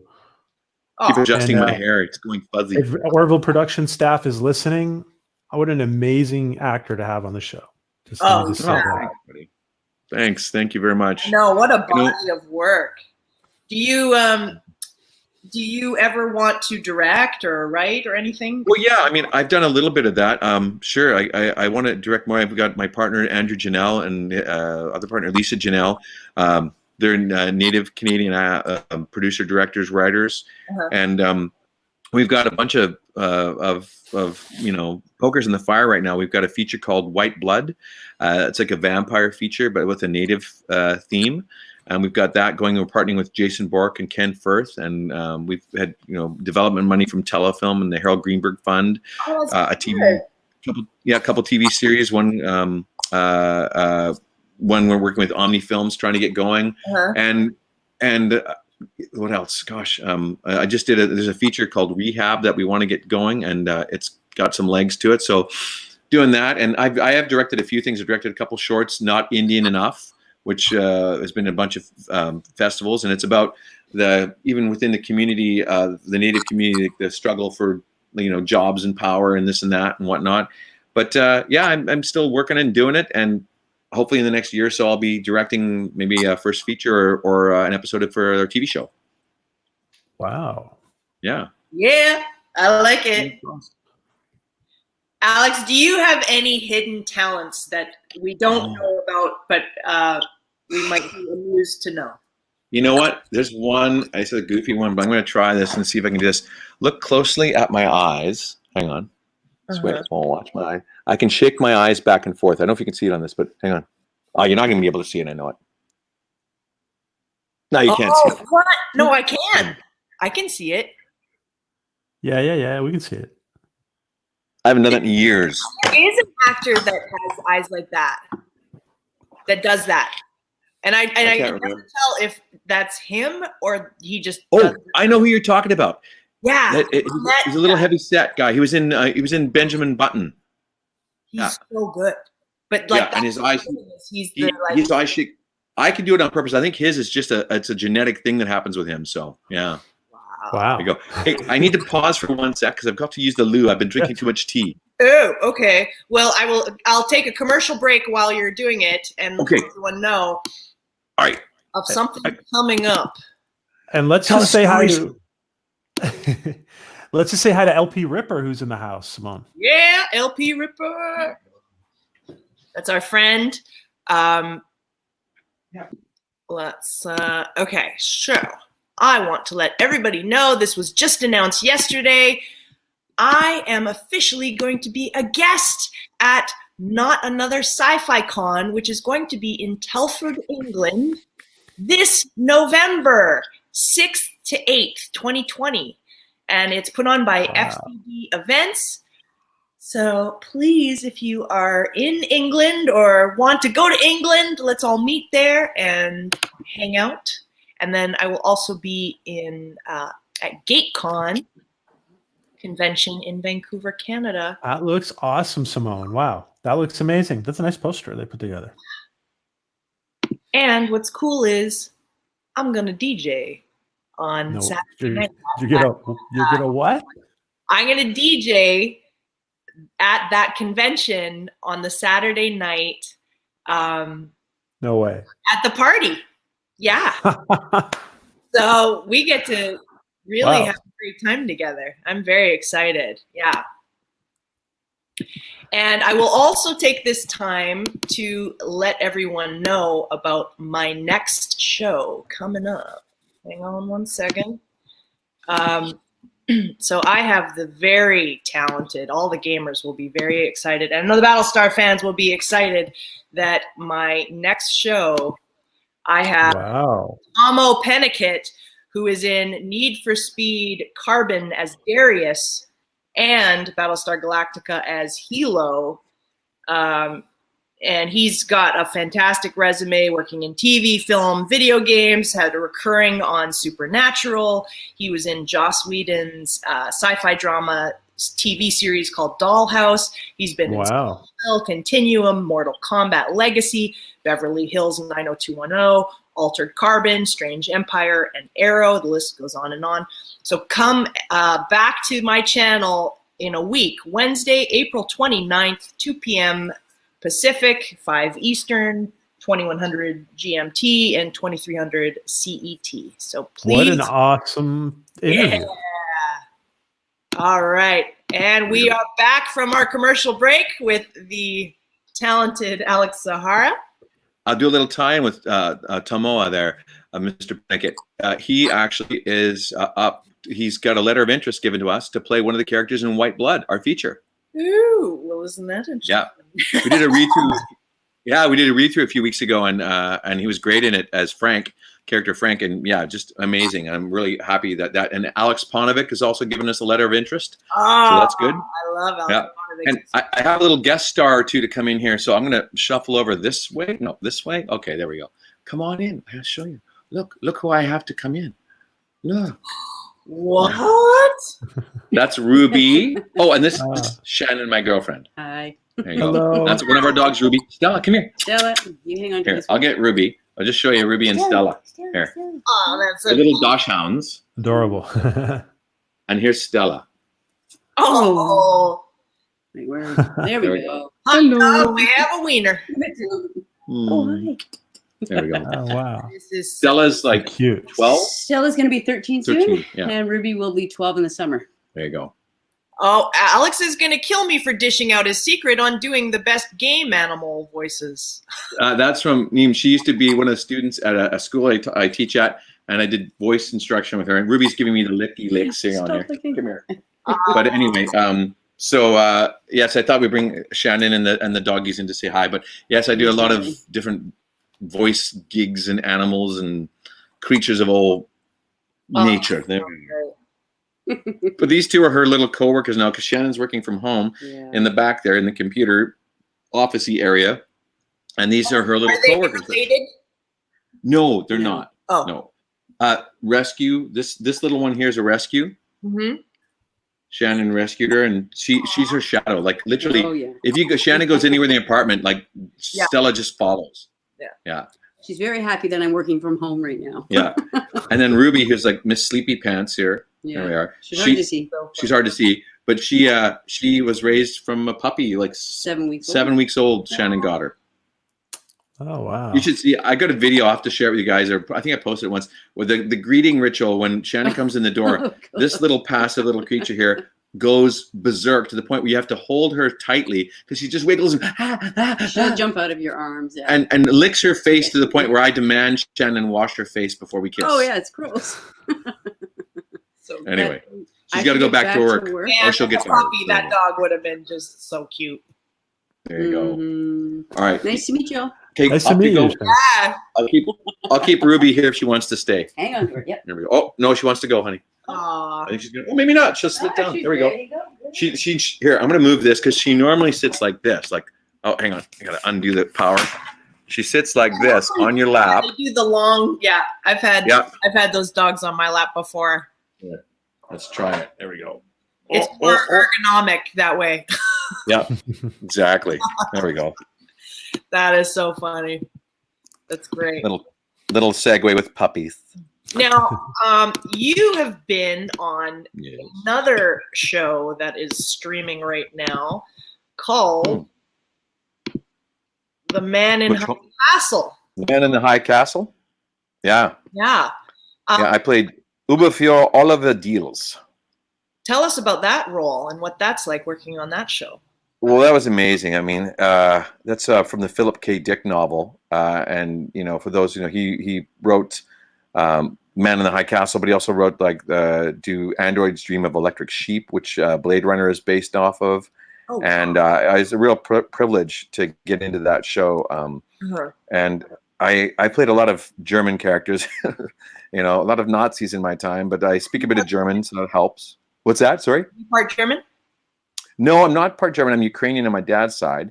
But ich spreche ein bisschen Deutsch. Ich habe eine Freund aus Deutschland, ja. So, and I studied at university when we were going there as my language requirement. So it's been pretty handy. But I auditioned for that. And that was another weird one where I went in and I had I was doing another German character called Baron von Awesome in Liar, Liar, Vampire, a kids show movie. And I had this massive... Liar, Vampire. Yeah. And I had the mustache twirling out. And I think I sent you a picture of it too. But anyway, doesn't matter. But I was playing this and I had to play this Nazi officer. And I thought, oh, God. So I totally colored all the white out of my beard, which is very prevalent these days. And I smoothed it all down. I went in and did the audition. And with Candice Elzinga, she was very helpful and gave me some redirect, which was helpful. And I did that and got the role. But I also sent in the videotape of me from my demo reel playing the Nazi officer from The Outer Limits back in like 98, 99, whatever. Right. So they could see what I looked like, without a huge bushy beard. Yeah. And let's face it, I mean, when you see in those outfits they wore, and it was pretty harsh, like they're amazing, they're just powerful looking. And there was 8 major producers on the show and I got the role. And there was 8 views in the video. So it worked. Wow. But that was a real, you have to be respectful for that. That day we were shooting at UBC and they would make us wear like, barbers' cloaks. So we weren't showing like the Nazi swastika everywhere and whatnot. And, I've heard of productions doing that, which I think is very good that they're sensitive to that imagery because, it's pretty loaded. Yeah. And it would be quite frank. I would not want my image taken and be used in some sort of, bad way by some sort of group that, promotes colors are better than other colors, Listen, kids, the crayons in the box are all the same. They're all good, Yeah. So Your German's very good, by the way, Alex. It's great. Oh, thank you. Yeah, well, it's funny. The coach that they hired, she says, I don't even know why I'm here. Why did they have me here for you? You're fine. I'm like, don't say that. You'll lose your job. You sound bilingual. You sound bilingual, really. Thanks, man. I get that quite a bit. Like when I play the German characters, like the native German speakers, but I have German friends, right? Wow. And, so it helps there. But I've always had a really good ear for accents. Luckily, I grew up sneaking up watching CBC Nostalgia Theater when I was a kid. I'd get up at like midnight and watch TV and you hear all the accents from the 40s and the old movies. And I watched every old film from the 40s. My buddy Dan Payne will say, like, if you want to hear some, want to get the title of some old black and white movie, just ask Zahara, because I did it all. I would sneak up, I would sit by the TV and just turn the volume up so I could hear it for fear of my parents waking up, But it served me well, and I learned a lot of accents. Like I played Swedes. In 1 year, I played 3 different Swedish characters, one for Peter DeLuise. Swedes, French, German, Italian, Spanish, you name it. Like I've done a lot. Oh. Wow. And but all those Mom, all those years in front of the TV, they worked. You got to work with the late Brian Dennehy. Yeah, he was amazing. Yeah, real force. That's Brian there, and that's Donnie Lucas to my right. And Leanna Daci. Donnie Lucas, myself, and Leanna Daci played a triple couple there, a married couple in space, a married triplet in space. The premise was we were diseased. There was mutations on Earth, and they stuck all the mutants up in space to save the rest of us. Kind of timely right now in the pandemic that we're living in. But anyway, and then years later, they just abandoned us up there, forget about us. And we've, made our own lives up in space. But then years later, they come back. And it was one of the lead gentlemen from Desperate Housewives who was the lead. He comes from Earth looking to get help. And Jonathan Frakes, #1 from Star Trek Next Generation, directed this episode. Wow. Yeah. Oh.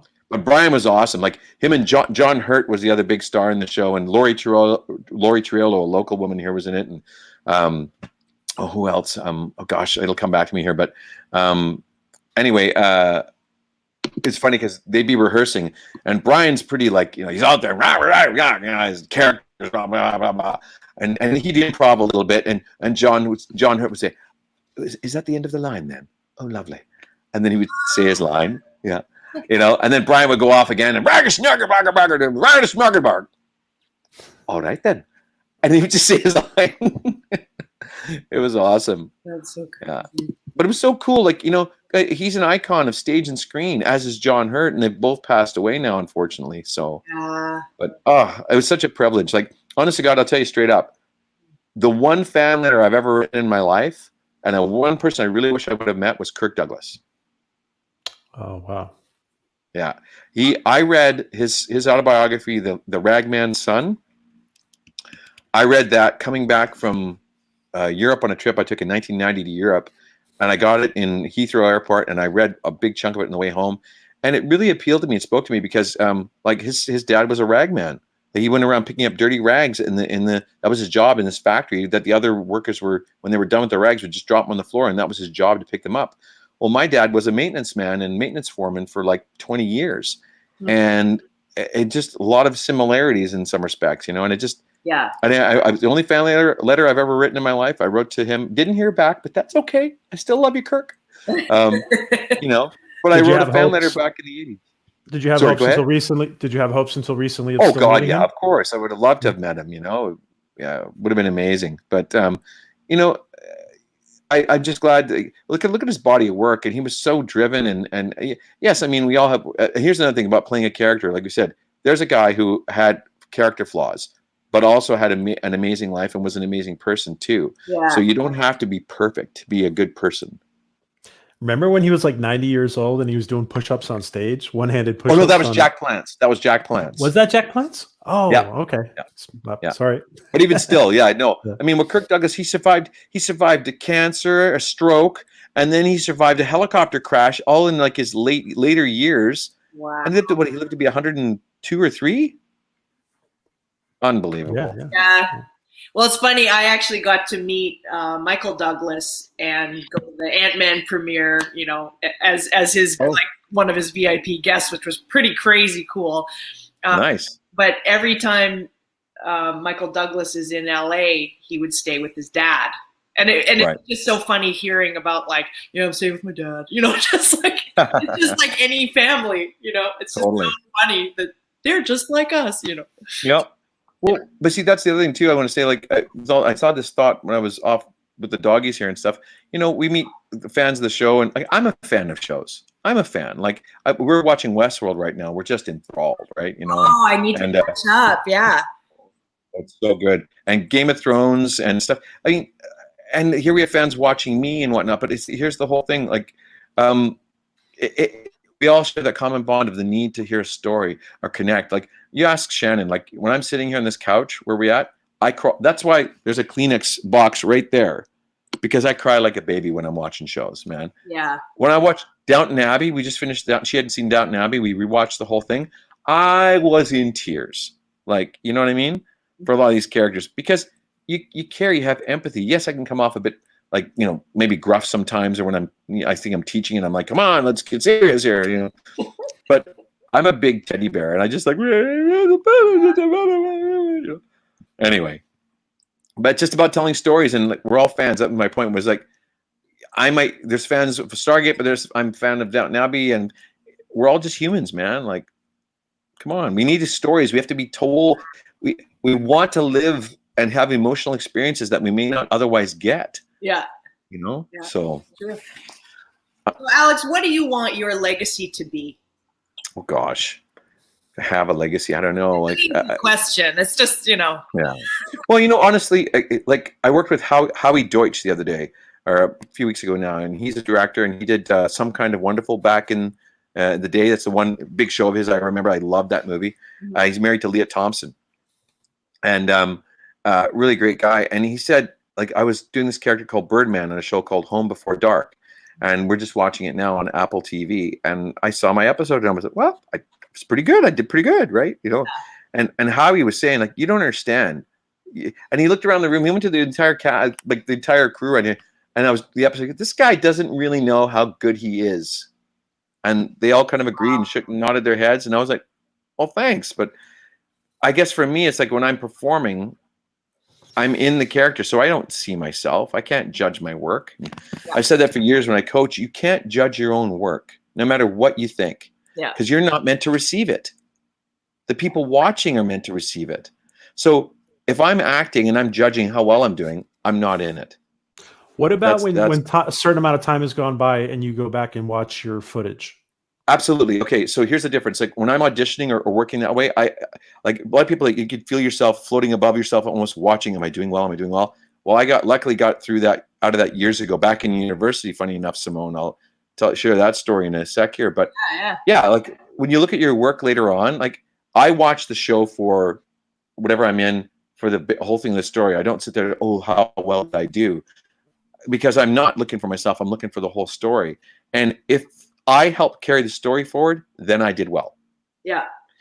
So I guess that's why, like maybe how he said I didn't know how good I was, in the sense of, like, I know I'm a decent good actor. I do know that, but I don't sit there and like, look at me, I'm Mr. Good Actor. You know, I'm good at my job, as most of us are out there. We're good at our jobs. We're good at what we do. I didn't go to school for 7 years to not be good at what I'm doing, right?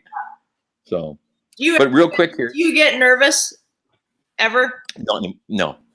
Never. I get excited, but I don't get nervous. Oh, sorry, Ruby's taking off. Bye, Ruby. Say bye. Bye, Ruby. Oh, she's like, what's this thing here? I've never seen this helmet before. There goes Ruby, her little staircase. And she's gone. There you go. I don't really get nervous. No, what happens is, for me, so I'm changing the angle of this. So now we're getting relaxed. There we go. Yeah. There you go. They get my double chin. Wait, my COVID 15 is coming on. There you go. Oh, no. Kidding. Actually, you know what? My girlfriend and I, we're working out every day. We're working out every day. Look at this. I'm serious. Real quick here. Look at this.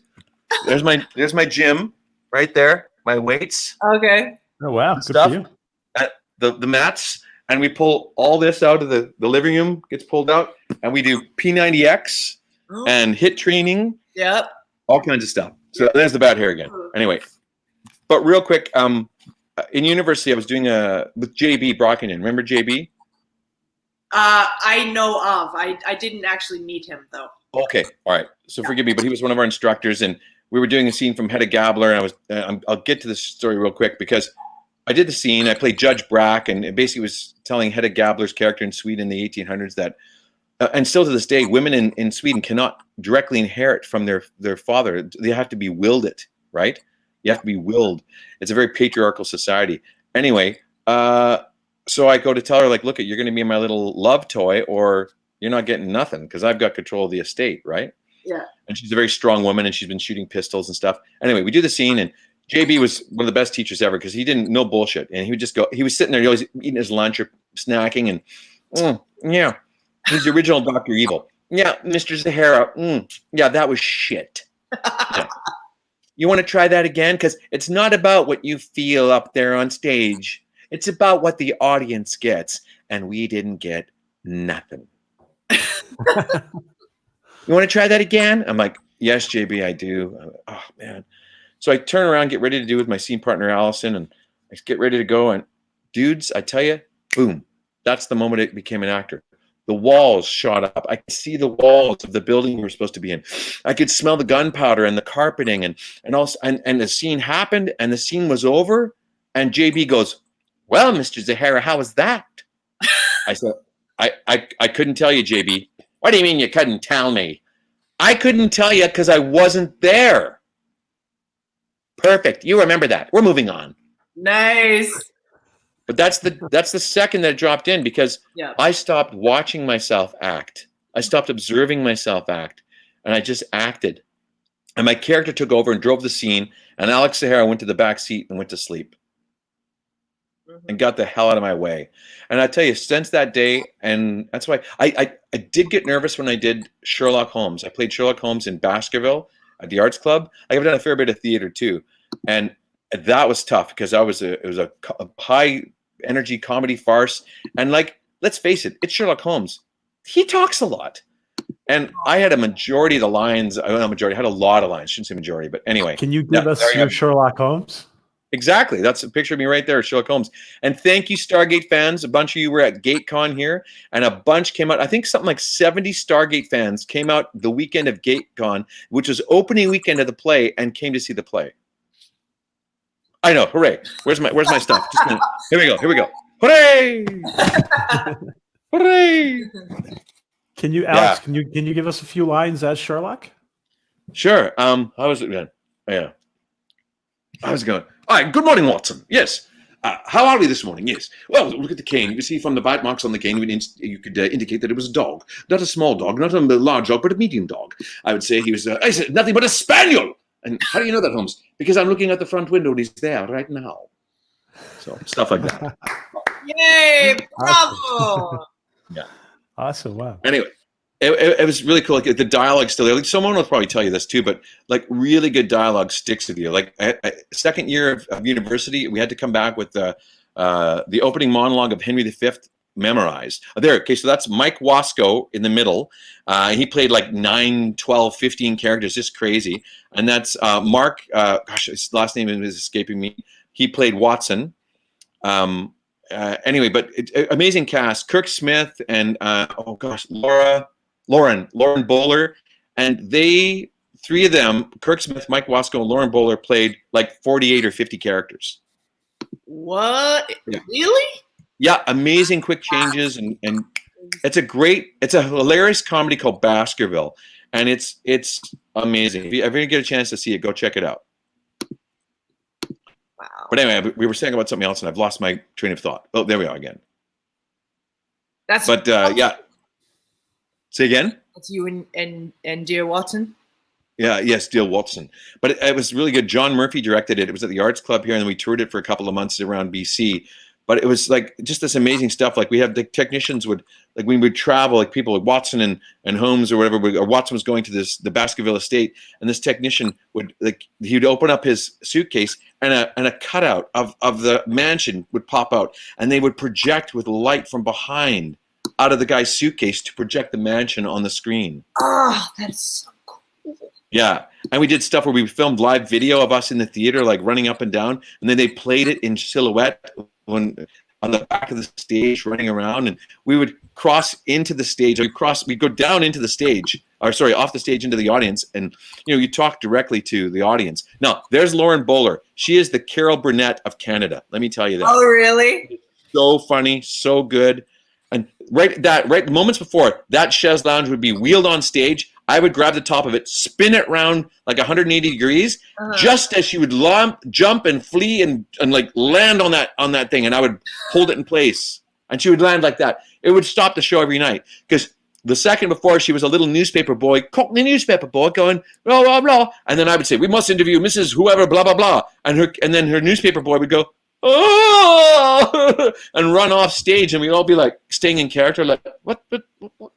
And then seconds later, she'd come back dressed as this and jump on this thing, and it brought down the house every night. Everywhere we played, people just brought down the house. They say your British accent is fabulous. Well, Lynn would know. She's British, so thank you, Lynn. Not that she's a friend of mine. That didn't come into play. That's so great. Anyway, I worked hard on it though, because I wanted it to be believable. Oh yeah. Yeah. I once, this is a real quick, but I do a pretty good Cockney, right? The man, you're from South London, right? And you go to boys, you go to parties, you find out pills, right? You know what I'm saying?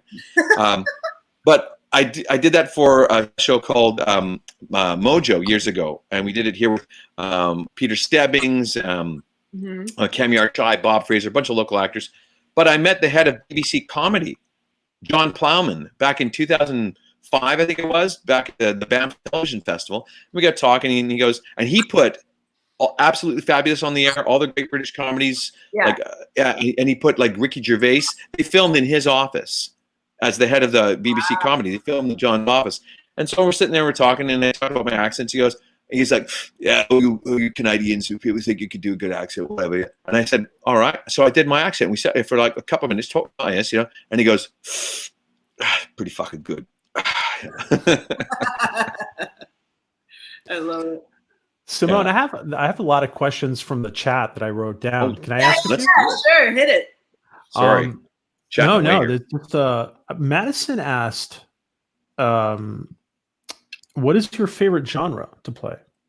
Oh, that's a great one. I had that too. That's a good one. That's a tough one.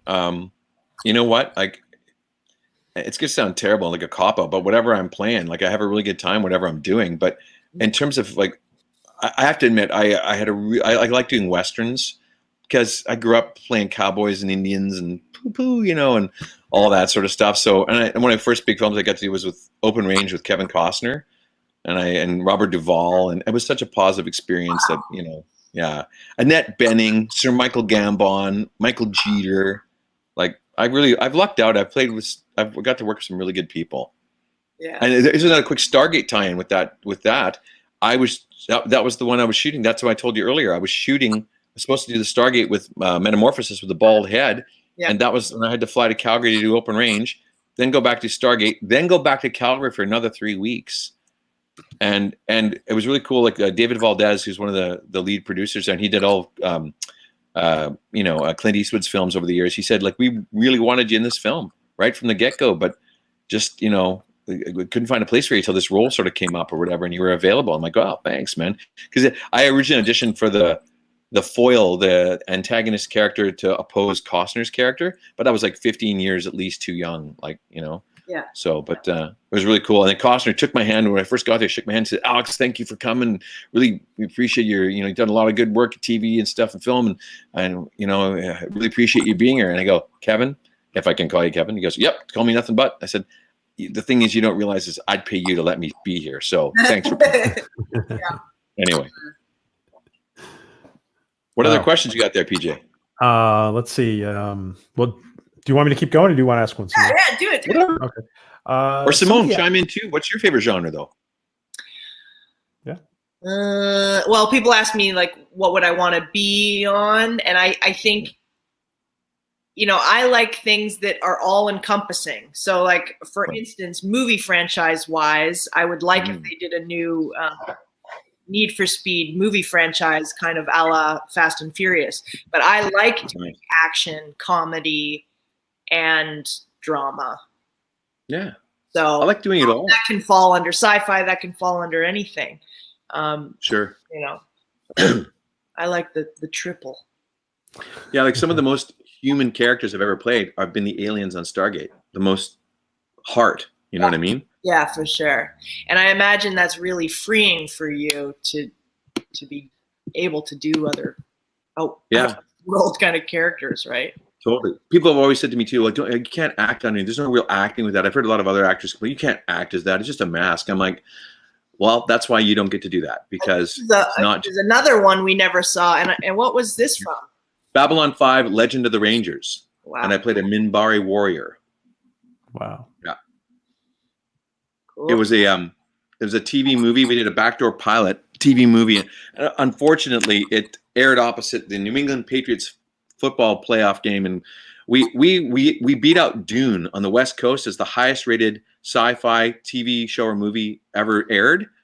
We had like 3.4 million or 3.1 million viewers, but the East Coast was watching the game, and we had like 700,000 viewers per city. So the numbers were so low that we needed like 2.1 million or 2.3 million people to go to series, and we got 1.7 million. But if you look at the numbers, if you really would have adjusted it, we were record breakers on the West Coast. If it hadn't been like that, I'd be having a very different career. I'd have been that guy for 5 or 10 years. Yeah. Well, sure. Yeah. That would be a lot of prosthetic hours, my friend. Yeah. That one was actually one of the easiest ones. It was basically just a bald cap, like put down with that little bone structure. So it was actually, and you get to see, you had your face, everything. That's the easiest alien. That's helpful. Yeah, that's the easiest alien I ever played. Yeah. What about your Battlestar Galactica experience? Can you tell us about that, Alex? Sure, that was an interesting one. I played a would-be assassin on Colonial Day, and Patrick Gallagher, a good friend of mine, and I were in that together. And we had a fight scene with Katie Sackhoff. So I got bad allergies and I'll show you outside. All the cherry trees are blooming outside. Patrick Gallagher, Katie Sackhoff, Jamie, who played Apollo or Starbuck or one of the others. I can't remember who played who. But we had this amazing fight scene, and it was when they first started using like high def video, right? And so we were shooting like so much. So we did this fight scene like 15 times. And let me tell you, you do a fight scene 3 times, and that's a lot sometimes. But 15 times was like, oh my gosh. And it was kind of funny. They've heard stories of me and Katie Sackhoff had an interesting little encounter during the fight scene. She was one of those people that was like really into it and whatever and blah, blah, blah. And we don't need to block it. And I'm like, okay. Because all we had to do was scramble for a gun, and she was going to pick up the gun and aim it at me. And Ernie, I can't remember his last name right now, the stunt coordinator was like, okay, cool, whatever. I said, I can handle that. And so I turned, and we did the first time, and she goes and grabs the gun and turns it on and then kicks me right in the chest. Yeah, knocked me flying. And I was like, so the last second I tensed up, and she boots me. And I'm like, whoa. Like, what's going on here? And just you did that once or many times? Well, she did it the first take. We did it, and Ernie's like, "Whoa!" You see his eyes just go like this off camera because he was standing right there, and I got booted here and went flying, landing on the cement of the Chan Center at UBC, and like Ernie comes running in. Alex, you okay? And he's like, "Katie, what are you doing?" He goes, "Oh, it felt real, or whatever." Oh, okay, yeah, but and then Ernie starts saying something like, "Well, we got to plan this out. That's dangerous." And I just grabbed Ernie by the arm and I just said, "Ernie, I've got it." And we've known each other for a lot of years. So, okay. So, some people like, nothing against Katie, God bless her, but that day she was having an interesting day. So I had to show her what it's like when the shoe's on the other foot. So we next take up, we scrambled. And see, this is the old thing about nothing bad ever happens to me, so why should I care, by Oingo Boingo. So something bad did happen, sort of. So we went down on our shoulders to get the gun, and I grabbed her by her shoulders and went, "See ya." And I just took her like this, never let go of her, but I brought her up through the air. I was lying on the ground, so I brought her like this through the air and laid her down on the other side, rolled her over like this so she could see the gun right there, and showed her the gun. She grabs the gun, and I fake go back to like pretend punch her, which I would never do, of course. But then she pulls the gun up like this and whatever. So I took her for a little flight, because I don't care how tough and whatever you think you are. I'm a 180-pound man. If you want to play tough, I'll play tough with you. Oh my God. But I never hurt her. Just give her a little flight lesson, because she kicked me right in the chest. She could have killed me. She could have stopped my heart. Which is exactly what we were talking about earlier. It's very important when you're on stage, when you're on set, to do things very safely, and you mark it typically in half speed, just so both parties are clear how absolutely go, safety. And again, nothing against Katie. She was young and early in her career, and I think she was just being very enthusiastic. But that's what happened. I've worked with another character on a guy on Las Luchadoras. He was a model. And God bless him, Maximo. Maximo. He was a really nice South American dude. But I had to like claw at him one time, and he had to grab my wrist and the elbow and bend my arm back. Well, big muscular dude, he just about broke my arm the first take. Oh no! And I had to say, whoa, Maximo, you got that really hurt. Like, Jesus, And he said, "Oh, so Alex, I'm so sorry. I just really get into it. I never had any training. I just, okay, that's cool, but just understand this is fake." You know what I mean? But the second take, he did it again. So I smoked him in the throat. Yeah. With my open hand, slapped him, and funny enough, the third take he didn't do that, but he had to get snapped back into reality, right? And funny enough, and then we went back in Battlestar and did the rest of the thing, and we marked out the fight, and we marked out that who was going to grab the gun and what was going to happen. No, I think you always need a rehearsal. I don't think with physical stuff like that you should just restart. But who would have thought all that was supposed to happen was she was supposed to scramble. We were supposed to scramble for the gun, and she put it on me. Who would ever thought she was going to like karate kick me in the chest? Oh no! Oh no! And I would say, in her defense, you probably just looked like you could take it. I was so mean. Yeah, I deserved it. It all worked out, like, you know what I mean? But it's just like, but you say there's those moments where accidents happen where someone in the reality or the truth of the moment, well, that was their truth. But you got to understand, like what Simone said, if we would have marked it all out, she could have done that, and I would have taken the hit, been all marked up, and it would have looked great. Why wouldn't they mark it out from the beginning? Well, because it wasn't supposed to happen. She was just supposed to grab the gun and go like this. That's all that was in there. Because her character had a lame leg. She was using a cane at the time, right? Her character. So that's all that was supposed to happen. So otherwise, I mean, if it says a fight scene or they choreograph a fight scene, Well, then, yeah, every fight scene I've ever done has been choreographed. Come on. I mean, no, we're not stupid, right? Like, we have stunt coordinators and really great stunt people. And I just did this one in Batwoman. There was like 3 or 4 different things I was involved in, like fight scenes, and it was all choreographed out. And even a fire, I had to come in and put out a fire with this like lab coat, but it's all set and there's safety people everywhere. And they said, if anything ever goes wrong, just drop to the floor and roll and we'll put you out. I'm like, perfect. You know what I mean? Like, thank you for doing that. Didn't somebody on the crew die in the Batwoman? Yeah, I was very unfortunate. She didn't die. She got she was paralyzed, but paralyzed. she's still in hospital right now. Yeah, but that again, was that sometimes when did that happen recently? on Batwoman. Apparently, I think one of those genies, like those things that lift up, and the bucket came down and hit her, and she couldn't hear it because she was a PA, right? Yeah, she was working under an overpass, and they couldn't hear it, and she was struck. It was terrible. But again, accidents do happen, and that was probably one of the worst ever. But I mean, yeah, I hold no ill will for Katie or whatever. I mean, it was just a one-off thing that happened, and it makes a great story. Yeah. Nobody got hurt, really. Typically, the trick is that whoever is receiving the hit or the slap or the whatever, they sell. It's not the giver of the violence. It's the recipient. If you receive a hit.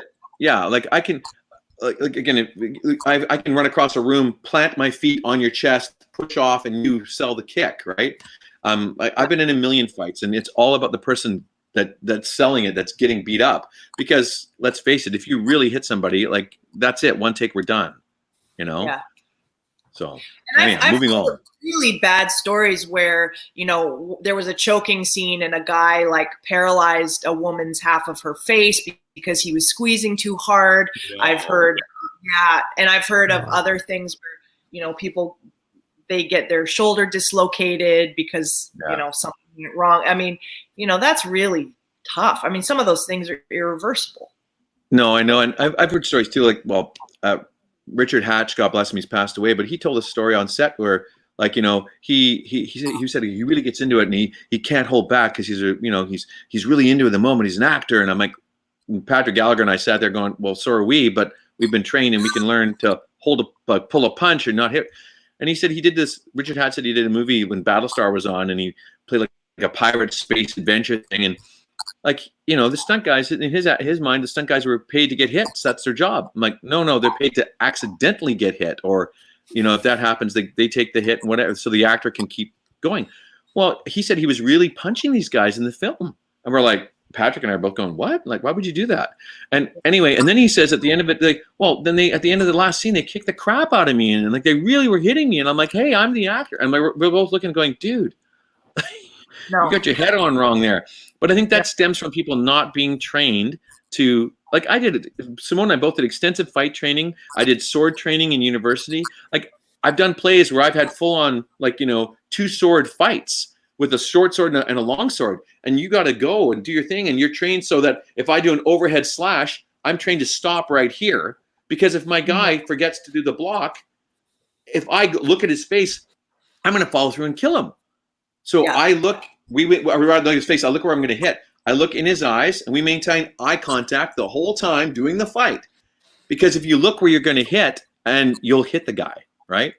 Happened to me. We did Othello. A friend of mine got his sword all screwed up one night, and long story short, he got all flustered, and he really hit my leg with the sword and took my knee out.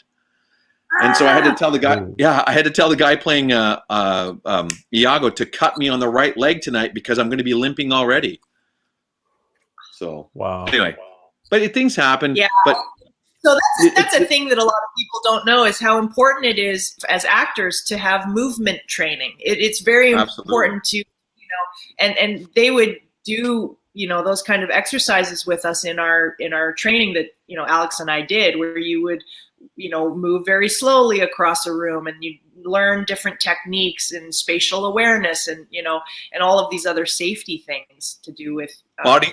It's body sense memory. Because if I do the rehearse and I do my fight, or I do my thing, I'm never going to hit somebody. But these people that don't like to rehearse, they want to keep it real. That's because you haven't trained well. Like Peter W said this too. I'll tell you a quick story about that. But it's because you haven't trained enough to reproduce life realistically. Interesting. Yeah, and we did a series years ago, and I played this character. Was it supposed to be? It was like the Net, the series The Net, and the lead actress would put her lines, like tape them everywhere, and like she would just type and read, or do whatever. And Peter Deleuze walked around because I want to rehearse, and he went around and he took the pages away. We're going to rehearse, and we're going to rehearse, and we're going to rehearse again until it feels real again. Yeah, because that's just it. They're not people like that, and I'm going to get on my little high horse maybe, but that's not actually acting. Because honestly, acting, if you look at like Laurence Olivier, or characters, he would rehearse like even like a little dinner scene, passing like the tea and the butter and everything multiple times, so it all felt real. You rehearse again, so that it becomes unconscious. It just, you don't even think about it. You're having the meal and you're cutting your food and talking. It just becomes real. It's people that don't want to do the hard work. They want it to be simple. They want it to be easy. I want to go home and play my video games, watch my tunes, or smoke my weed. Nothing against smoking weed, but just saying. Anyway, but they want to do stuff like that. It's hard work. There's somebody I know that I won't mention too much, but got a series and was shocked at how hard it was, and the series is dead now because the lead actor couldn't take the fact that it was hard work. No kidding. Like, TV, sometimes 16-hour days, like sometimes. Like, and the crew works harder than anybody. And you're bitching and whining about like having to do, you know what? Go get stuffed. Like, it's hard work all around for everybody. But to sit there and not train properly and to not put the time in, and then you make a mistake or you punch somebody in the face and take out their nervous system or choke them out, that's bullshit. Oh, I know, that is unbelievable. Yeah. We have anyway. Midas says this interview is intimate, like you actually get to see who Alex is as a real person, and that's what I like too. Yeah. Simone, can I just give a shout out to the owner of the J1 sci-fi conference who's in the chat, Jason. Hello, Jason. Hello. Is that our hello? He does a Comic-Con in Atlantic City, so he's right on. Oh, that's great. So Alex, speaking of you as a person, I'm just wondering, are you a good cook? I'm not bad. Pretty good in some respects. My specialty in our relationship is I do breakfast for the most part. I'm the breakfast man. Oh, so I do omelets. I'm very good at omelets. I do a lot of omelets. Yeah. I can cook. God bless. My mom was really cool. Like both parents worked, and so I was a bit of a latchkey kid, and she helped teach us how to cook, to get meals prepped, and make our own lunches and stuff. I honestly can cook anything. I cooked like turkey dinner for all my friends before and that stuff, and I can cook. But my girlfriend is amazing. Shannon's amazing, and she really loves to cook. And right here, I'm going to take you into the bowels of the kitchen. Wait, come this way. Here, check this out. So. This doesn't count as cooking, but this is just funny because it happened yesterday. So there's my grandmother's bread maker. That is my grandma's bread maker. Okay? Oh, awesome. You and I were talking yesterday. Weren't you going to make bread yesterday? Yeah, and I made a loaf of bread. Wait, here it is. Just a minute. Here's my loaf of bread. Well, here's what's left of my loaf of bread. There's the little hole in it from the machine. Oh, that turned out well. Look at that bread. Yummy. But I made that last night, and Lynn, we were FaceTiming, my friend Lynn and I and Shannon were FaceTiming yesterday, and she said, you watch now, because I started the bread maker and it finished around 1 or 2 in the morning, but I had the wrong yeast and it went too high, and so it cut off the steamer, the steam little vents there, so it had a little emergency scene saying, check this. So the top was a little bit doughy, but the rest was great. Oh.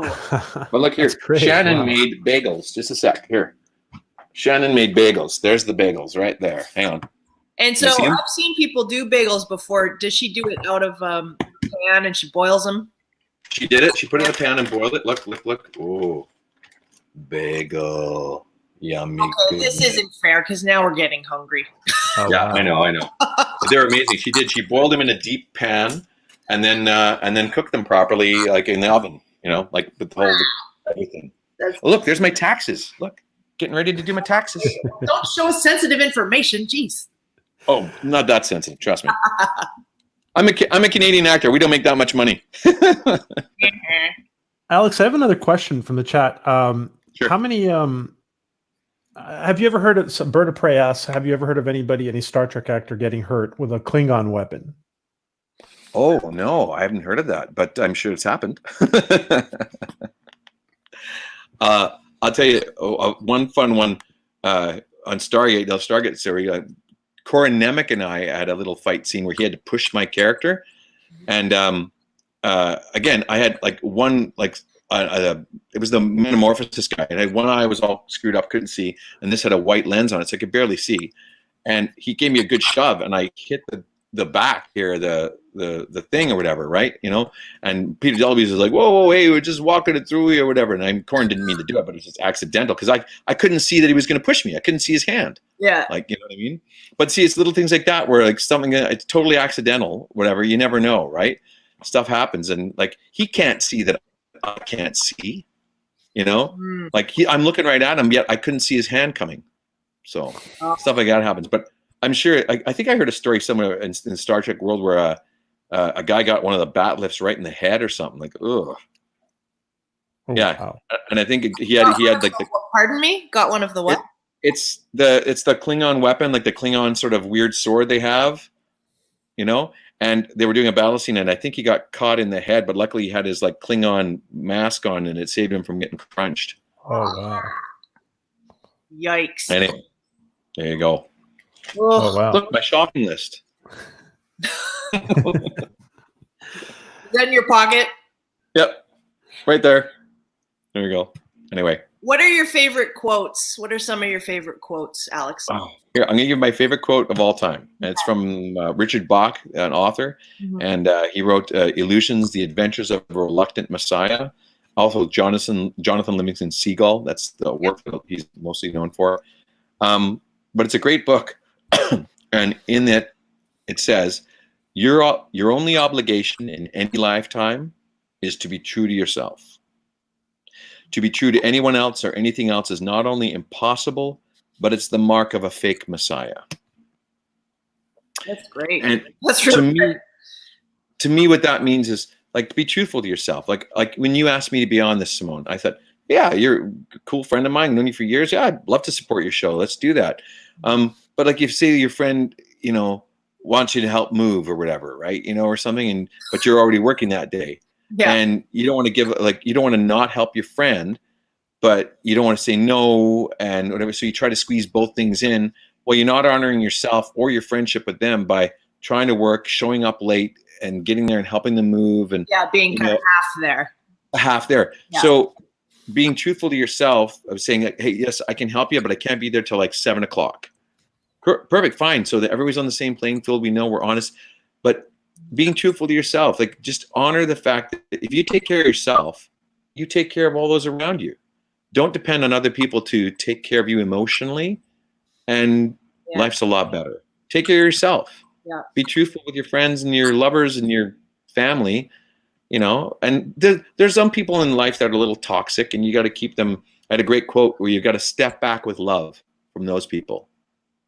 And I do that with some relatives of mine. So, yeah, it happened. You know, I think you and I have the same pillow almost. The one. Oh yeah, both there. That one. Yeah, it's I love these songs. Look like a Muppet that didn't make it. So there you go. Oh man, Alex. George Peter Gatsis asks, "What's your most challenging role?" Most challenging role. Oh boy, that's a tough one. In terms of just like physicality and memory, it was the Sherlock Holmes that I did a few years ago. That was really tough. That was because you're running from side to stage and going underneath the stage and popping up over here and coming over there and running, but also remembering all the lines and doing it. And we'd go to theater would be different size theaters, and you'd have to adapt and overcome. You toured it. Oh yeah, we toured it for 2 or 3 months. What, all over Canada or BC? Yeah, British Columbia. Oh, nice. So we went in the interior British Columbia, like Vernon. Well, we did the Lower Mainland. I think we did 3 weeks in Surrey alone, and then for another 5-6 weeks we did like little towns like Vernon, Nelson, like Mission. We did 2 nights in West Van, 2 nights over here. Then we finished in Courtney, I think we finished up in Courtney, and we did it in Nanaimo as well. But that was a tough one. But in terms of like the toughest role I've ever had to do, like emotionally, I did a play back in, and maybe Simone saw it back in university. We did Marisol. I don't know if you saw that one. Oh, I did not. A lot of years ago, but with Nazgul Duravian and Danny, my buddy Danny, and oh god, I'm trying to remember everybody. It's escaping me here. Anyway, but it was tough because one male actor plays all the male characters in the show pretty much, and it's an apocalypse show. That's it right there from Marisol. That's Laura Chico. But that was a second production. We did 2 productions of it. This is the second one we did at the Fire Hall Theater, like actually on Y2K when when 2000 came, New Year's Eve, we were there doing the play because it's set during Y2K when the apocalypse unfolds, and you follow Marisol Perez through New York City as the apocalypse unfolds, and her guardian angel has come down to her and said, "Listen, God's gone senile, and he's been staring at his reflection in the universe for 2,000 years. So we got to go spill his blood and revitalize the universe with it. But you guys are all on your own. All bets are off. So the world just goes insane. Water flows uphill, and all kinds of stuff. And I play a guy who basically the male characters either commit most of the violence or suffer the violence. So it was really tough. And because I had to, you talk about fight scenes, I had to do a assault scene. I was supposed to be almost, because my one character was like in love with Marisol and had turbulent sexual death fantasies about her. It was really whacked out. And I had to almost like start to rape her almost. And she nails me with a golf club. And anyway, and we did this live in the theater every night. So I go to grab her and she'd jump over the bed. And one night, yes, I grabbed her too hard and like across the hips in this leather skirt. And I grabbed her. And the second I grabbed her, the second I slapped her, I went, "Oh my God, that was too hard." Like because it's like this, your actor drives a scene. Sorry, your character drives a scene. Your trained actor sits in the passenger seat with the extra emergency wheel and stop pedal, so to stop you, and observes everything. And then I'm in the back seat sleeping out of the way, Alex Zahara, right? Anyway, I knew I hit her too hard. I grabbed her too hard. So she turns around. The next thing is I got to turn around, face her as she faces the audience, and she smokes me with a golf club, like a big ass golf club. And I have to like go like on my leg like this, like that, back to the audience to make it look like I got hit, and I go down, right? Well, as soon as I exited, I mean, emotionally, that was tough. But I get to this, it was tough physically and emotionally. And I had to play like basically a sexual weirdo rapist and all these other crazy guys. And one day in class, my instructor, Gail Murphy, was, "Come here, Alex, come here." And she's our vocal instructor. So she started like, working my, getting in my diaphragm. And I just burst out with tears. Just couldn't stop crying because I was holding on to all this violence all the time, right? Yeah, and I'm not a really tough to live in that space. Yeah. And so it helped me. She helped me kind of get into character and get out of character. And so as important it was to do a warm-up to get into the character, it's equally as important to do the warm-up to get out of character, to leave that crap behind. Yeah. Because I was carrying it around with me. And sometimes I even have to like have a shower or a bath just to literally cleanse the energy off. Yeah. Well, real quick here, I tell you, someone asked me, how do you view getting into character? And it just sort of struck me. I was teaching a class one time. And I said, it is like driving a car. So it's like my trained actor drives like Alex Zahara, when I go to rehearsal, I drive my car to rehearsal. My trained actor sits next to me in the passenger seat, going over the script, having a cup of tea, getting ready to work. And in the back seat is this like pool of primordial ooze that's going to form a character out of it, right? So when I get into rehearsal, the trained actor sits in the driver's seat and he drives through rehearsal, learning the road and the pathway of the play or the scene of the movie, whatever. And I sit there as Alex Zahara in the passenger seat watching. And meanwhile, this character forms in the back seat and gets more and more solid. And in rehearsal, at some point, the character's solid enough. He jumps to the front seat. He drives the scene. Yeah. He goes after his wants, desires. The trained actor sits there and reaches out and grabs the steering wheel once in a while and says, hey, stay on the target here, or hits the brake pedal or whatever, keeps him from hurting himself and others. Mm-hmm. And then Alex Zahara, go to the back seat, fall asleep. And my character reaches back into the back seat, puts his hand on my heart, and he filters my soul and my emotions, and I lend him that for that time because he's only a two-dimensional character until I give him life. So he doesn't have a soul, a heart, and a brain. He borrows mine.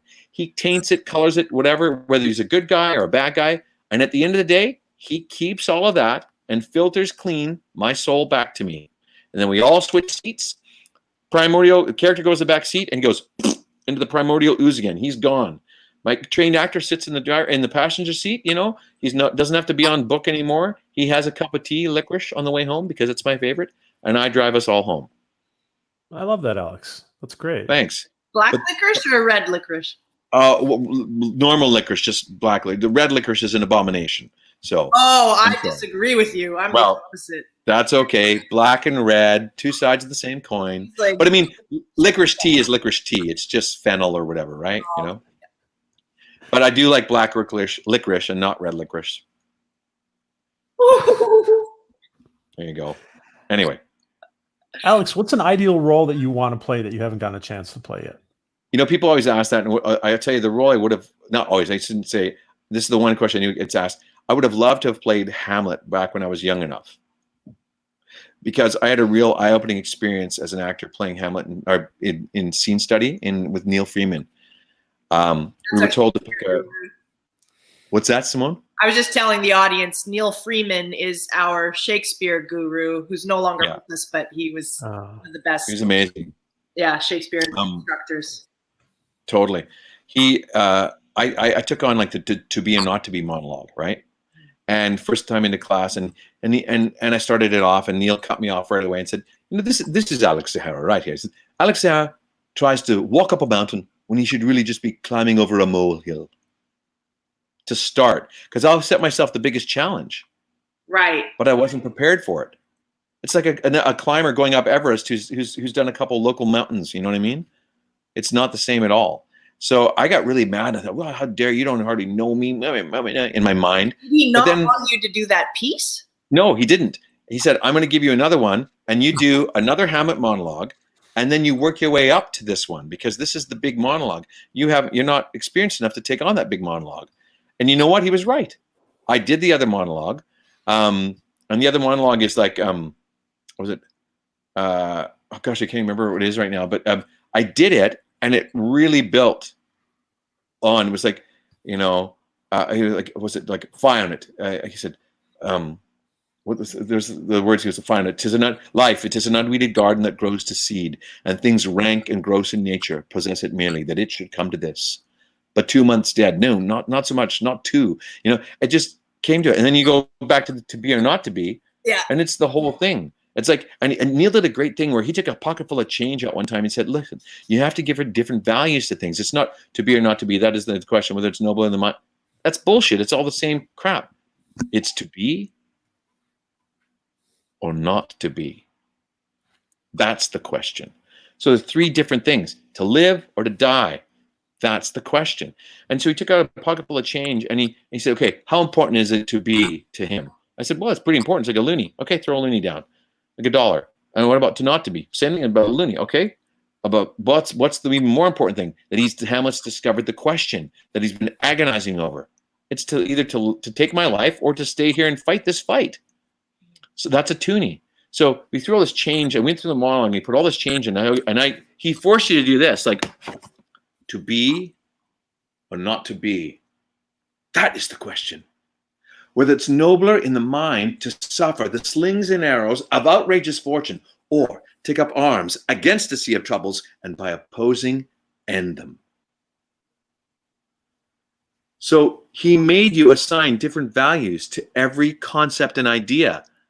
And that, especially for Shakespeare, that works great, because naturally in real life, like I'm talking to you now, I talk to my girlfriend and the dogs, I have emotions and feelings towards them. But I've never lived Hamlet's life, and I certainly haven't spoken Old English like that. So I have to give a value to it so that my mind and my soul can understand the words. So I would have loved to have played Hamlet, to use the skills that he taught me to bring that to life, because I just think it's a great story. So it's one of the best stories I think ever told. I love that. There you go. Thank you for that. That was beautiful. Oh, thanks. Yeah. But you know what's funny is that I didn't really finish the story. I started earlier. We had to learn that monologue for second year. We had to come back with Henry V. And I came in and it was like, pardon, I was like, oh, for a muse of fire that would ascend the brightest heaven of invention, a kingdom for a stage, princes to act, and monarchs to behold the swelling scene. Then should the warlike Harry, like himself, attain the port of Mars. And at his heels, leashed in like hounds, should fire, sword, and famine crouch for employment. You know, I still remember that from like 20 years ago or whenever it was, right? You know, or however long ago it was. But see, that's the mark of good writing. Yeah. See, Shakespeare, like, it's still there, you know? But I hate to say, like, half the movies of the weeks that I've done. Yep. Because, Sure. you know, they're just not Shakespeare. They're not as meaty. They're not as character-y. You know? So, anyway, I'm chatting away here, sorry. You were on a deserted island and you could only have one book with you. What would the book be? Illusions, The Adventures of a Reluctant Messiah. Why is that? Such a good book. Because it really, in essence, well, you could boil it down to it being a self-help book. Because it basically just says, just learn what your truth is. Learn how to be truthful to yourself, and in being truthful to yourself, you can be truthful to everybody else. And yes, it might not only be roses and sunshine all the time. And being truthful can sometimes be painful and awkward and difficult. But it's better to be truthful with yourself and others than to not be. And look at this: Shakespeare's felt, not played. Absolutely. I know people that get stuck on the iambic pentameter or not to, or whatever, you know. Yeah. And God bless, the iambic pentameter works, and it's the hard and soft of the inflections, right? Mm. Like, excuse me, like in to be or not to be, you know. I look at if you know exactly what you're talking about and analyze all the script, know exactly what you're saying, and then just infuse it with passion. Yeah. When I did Cassius, like he's trying to get Brutus to turn against Julius Caesar, and he's, you know, I cannot tell what you and other men think of this life, but as for my single self, I'd have as lief not be, as live to be in awe of such a thing as I myself. I mean, I was born as free as Caesar, so were you. We've both fed as well as he, and we can both endure the winter's cold as well as he. But once, upon a raw and gusty day, the troubled Tiber chafing with its shores, Caesar said to me, "Darest thou, Cassius, to swim to yonder point?" Well, upon the word, accoutred as I was, I plunged in, and I bade him follow. Anyway, you know, it's just use the passion. He's talking about the fact that Julius Caesar thinks he's a god now because everybody's singing his praises. He's like actors do. They believe their own press after all, some of them, and they think they're bigger than their pants, you know? Well, you're not. We're all just humans. And that's the thing in the end, is, you know, he gets jealous the fact that Julius Caesar has power that he doesn't, and he's just a normal, you know, human, right? Mm. And he tries to convince Brutus to kill Julius Caesar and tries to get him jealous and say, well, look, he's just like you and me. Come on. Well, he is and he isn't. He did a lot of actions and he saved Rome. And so he is kind of better than you. But Cassius is such a, you know, an ass. He can't stand the fact that somebody did something better than him. So he'd rather bring down Rome than just suck it up, buttercup, and live, you know? So anyway.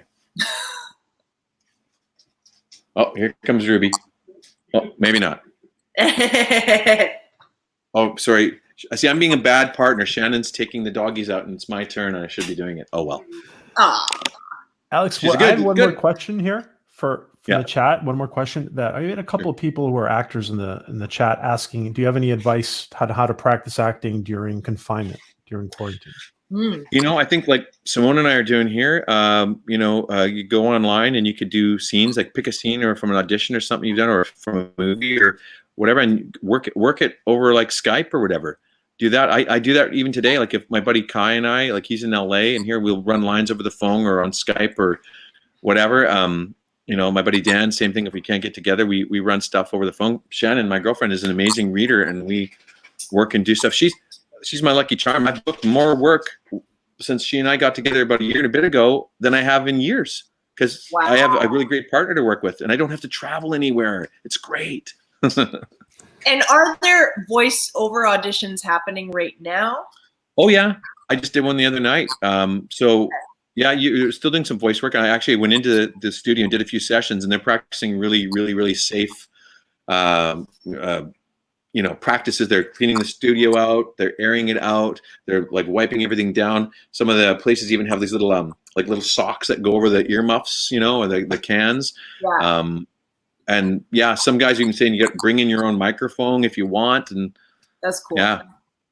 That's really cool. Yeah. Wow. Thanks, sweetie.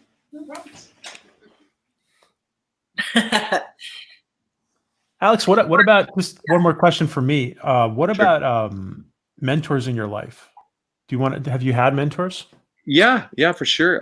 Like I say, a lot of my instructors at school, I'm going to go back to one of my first mentors, grade 6, John Atkinson, my grade 6 teacher. I'm seriously, he instilled such a sense of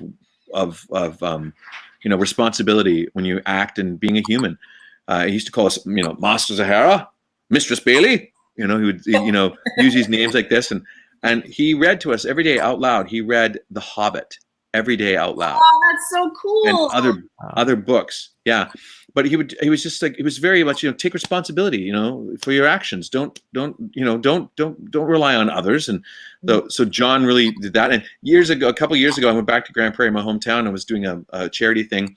And he brought the adjudicator's review of a play we did, Much Ado About Nothing. And I played Dogberry, the sergeant at arms, and then blah, blah, blah, and this sort of drunken goofball. And it said, young man who played Dogberry, excellent voice and, charismatic, I was like, oh, that's so cool, and he's in his 80s now, John. And so he was a lot of teachers, and my own parents too. My dad said this, you can be or do anything you want in the world, but just because you make your goal or achieve it doesn't make you a better person than anybody else. Yeah. And I thought, that's so true. Yeah. And, my mom too. My mom was like, a big advocate for, doing what you needed to do, I wanted to give myself a present when I graduated from university or high school. I wanted to jump out of a plane, wanted to parachute. My dad was like, no way. My mom's like, let him do it. And she signed the authority for it. And she's got to let him live his life. And poof, off I did. Like for my birthday, I was 17 and a half, and or not even that, just out of a plane. Wow. But Sukumar Nayar. This is a story I tell a lot to students I teach. Sukumar Nayar was a drama instructor I had in college in Grand Prairie, and he worked for the UN reintroducing theater back into African tribes when they had been overly westernized and lost their culture and whatnot. And true story, E.R. Braithwaite, the author who wrote To Sir with Love, and Sidney Poitier did the movie. And there's a scene in it where he gets cut protecting a girl from they throw a tin can at him because he's a black teacher teaching in the south side of London, and he stops a woman from getting hit and cuts his hand, and the kid who throws it goes, "Cole, look, his blood, it's red." And he said, well, of course it's red. What do you think, idiot, right? Well, this really happened to Sukumar. Sukumar and E.R. Braithwaite were friends. They were walking along. Guy threw a bottle at him, struck Sukumar in the head, cut him, said, like, look, his blood is red. And Sukumar is Indian and E.R. is African, right? Anyway, amazing guy. The guy's had an amazing life. And he taught us first-year college theater. And he said the first day of class, and I've never forgotten this, and I say it to my classes when I teach, I say, if you come to my class, you may have an experience that will change your life forever. It will send you down the path you are meant to take, that you are meant to be on. But if you miss my class, you may miss that chance, you may miss that experience, and it may never come again. And I just scared the shit out of me. Because I thought, yeah, what if I miss that one class that's meant, that has that life-changing moment, like I said earlier with JB doing Hedda Gabler, and the moment the walls came up and I became an actor and it all dropped in. Yeah. What if I was like, boo-hoo, I'm sick? That's a great speech from a teacher. It was amazing. Wow. Well, a teacher mentor, he's still alive today. He's in his late 80s. In Toronto, and a few years ago, I believe that he directed another play. But I go back and visit him and thank him. I thanked him so much for that first year of college instruction, because it really kept me going, And he infused me with such great, like life lessons. My grandfather, for instance, Grandpa Hugh, like he was amazing. Hugh Thornton, like, and my grandma Lucille, like, just these things. Like, I think the community, the mentors, like my aunts, my teachers, my Uncle Mike and Auntie Lil, like just these people, like if you can't take lessons from other people, and my friend Lynn, like she's amazing, who's lost her husband Angela last year.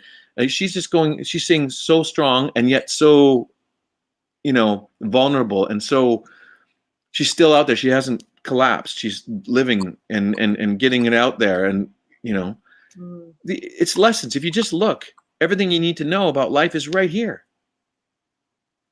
Just open your eyes, Yeah. Don't be afraid. Yes, it might hurt, but come on.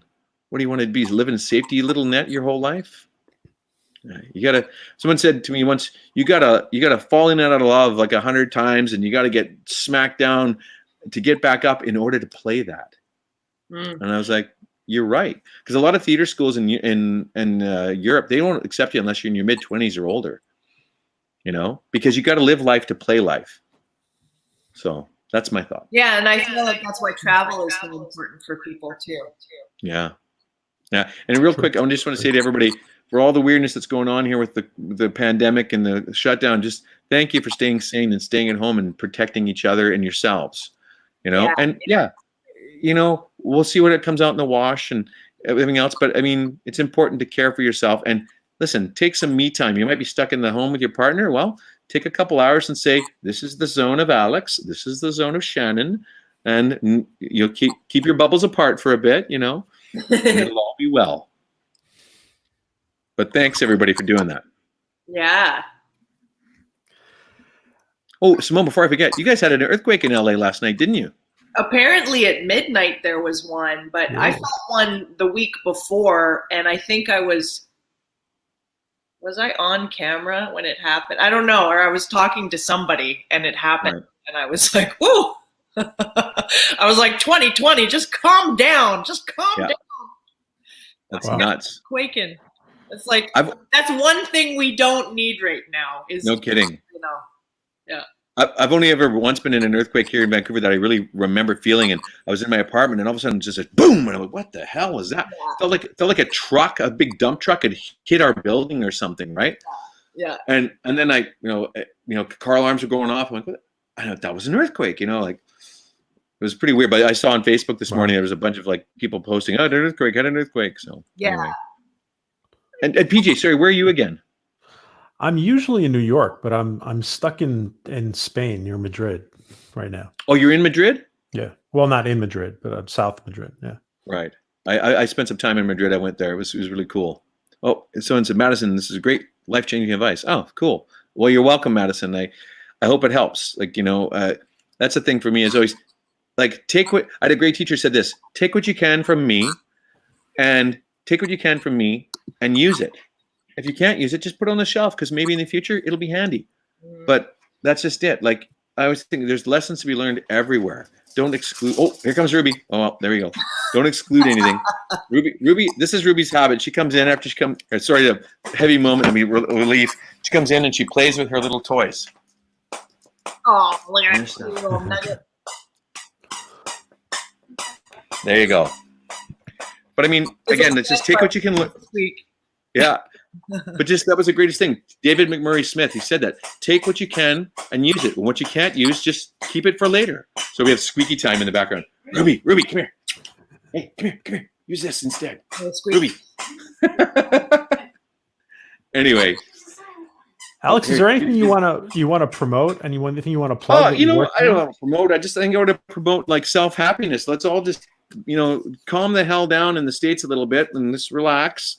And in Canada too, we're getting a little out there. I guess, our greatest generation during World War II.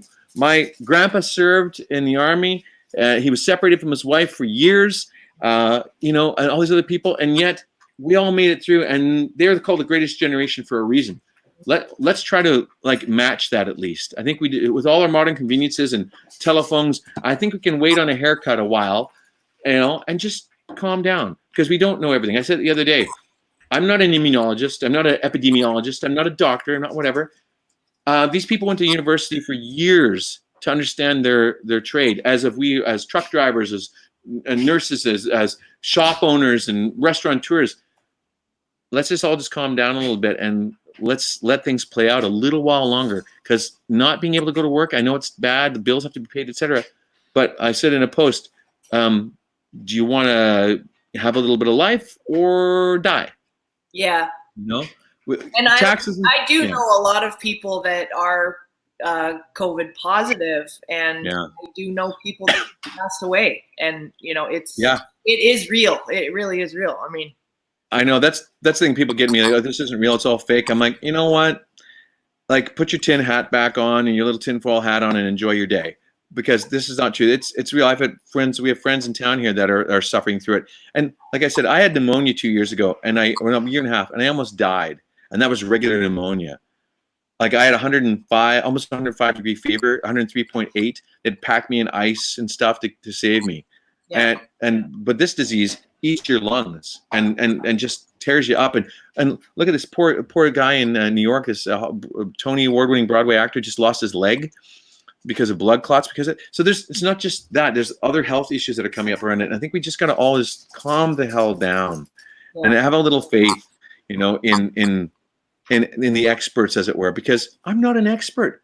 But I know this. I know that I've been with people that have been sick and had the cold, and then the next day I've got the cold because I touched them. But this can kill. It's not a cold. It's not a flu. It's a bit of a plague. Thank you so much. Yeah. What are some positive things that you've learned from this time? I've learned that you really got to I've learned to just relax a bit. Don't get so hyped about stuff. And positive stuff, I mean, the incredible sacrifice that a lot of the people are willing to make, like the healthcare workers out there. I mean, imagine you going to work every day knowing you face the chance of dying. Would you go to work? Would you go to your salon? Would you go to like the restaurant if the chances of dying every day were out there? And that's what people have to remember, is that's what does face us if we don't flatten the curve and let everything go. And I know there's people that don't believe all this, but I'm like, I really don't think it's conspiracy theory. Sorry, but with thousands of people dying, that's not a conspiracy. That's called reality. Just because it didn't happen to you yet doesn't mean it's not real. And that's what I think I had to learn too, is like taking the good with the bad, as it were, a little bit here. And I've just learned to calm down, relax, and maybe I'll learn to bake a little more and cook a little more meals and perfect your bread a little less yeast.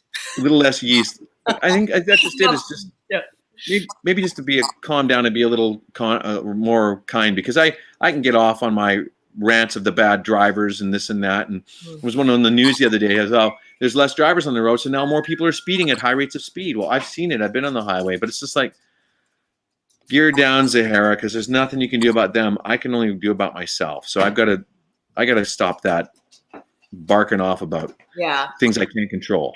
And has this been a nice time for you to just push the reset button and just kind of relax a little more? And I think so.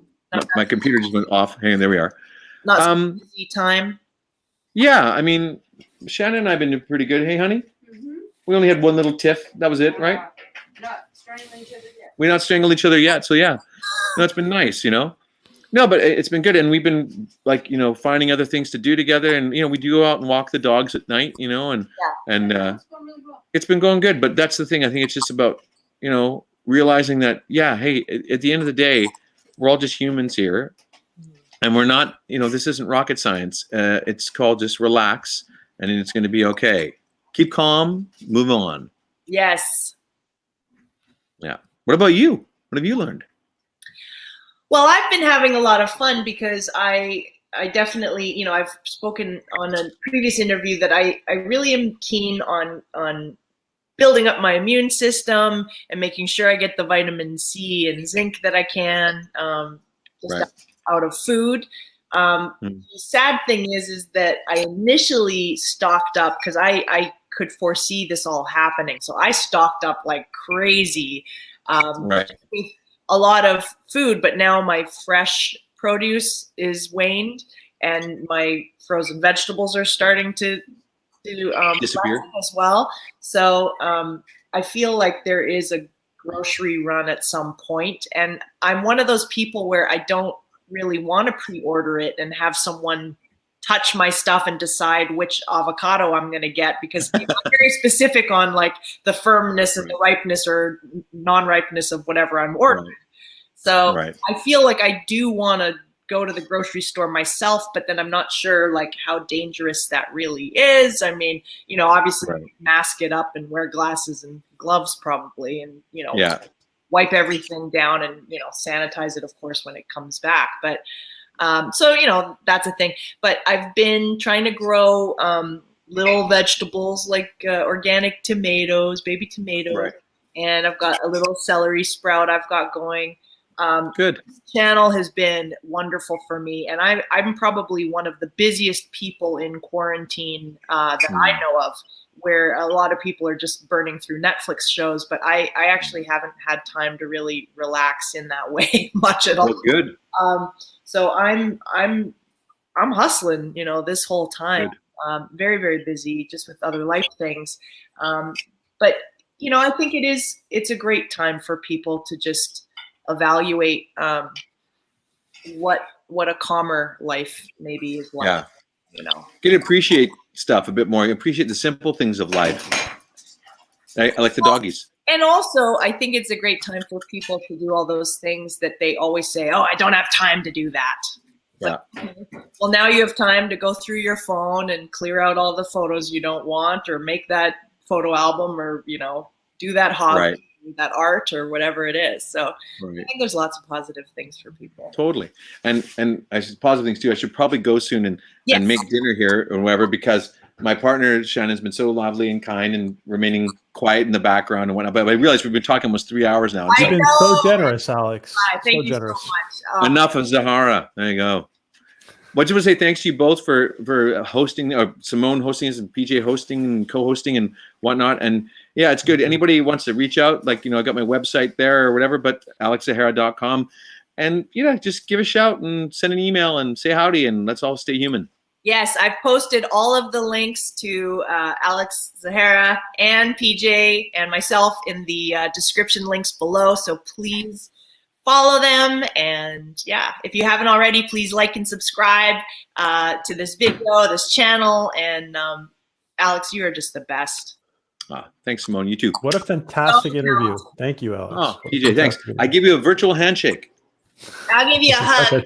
Oh, virtual hugs. Yeah. Hey, everybody out there, if you're still watching, you're going to watch. Everybody, ready? Big hug. Let's hug across the world. Here we go.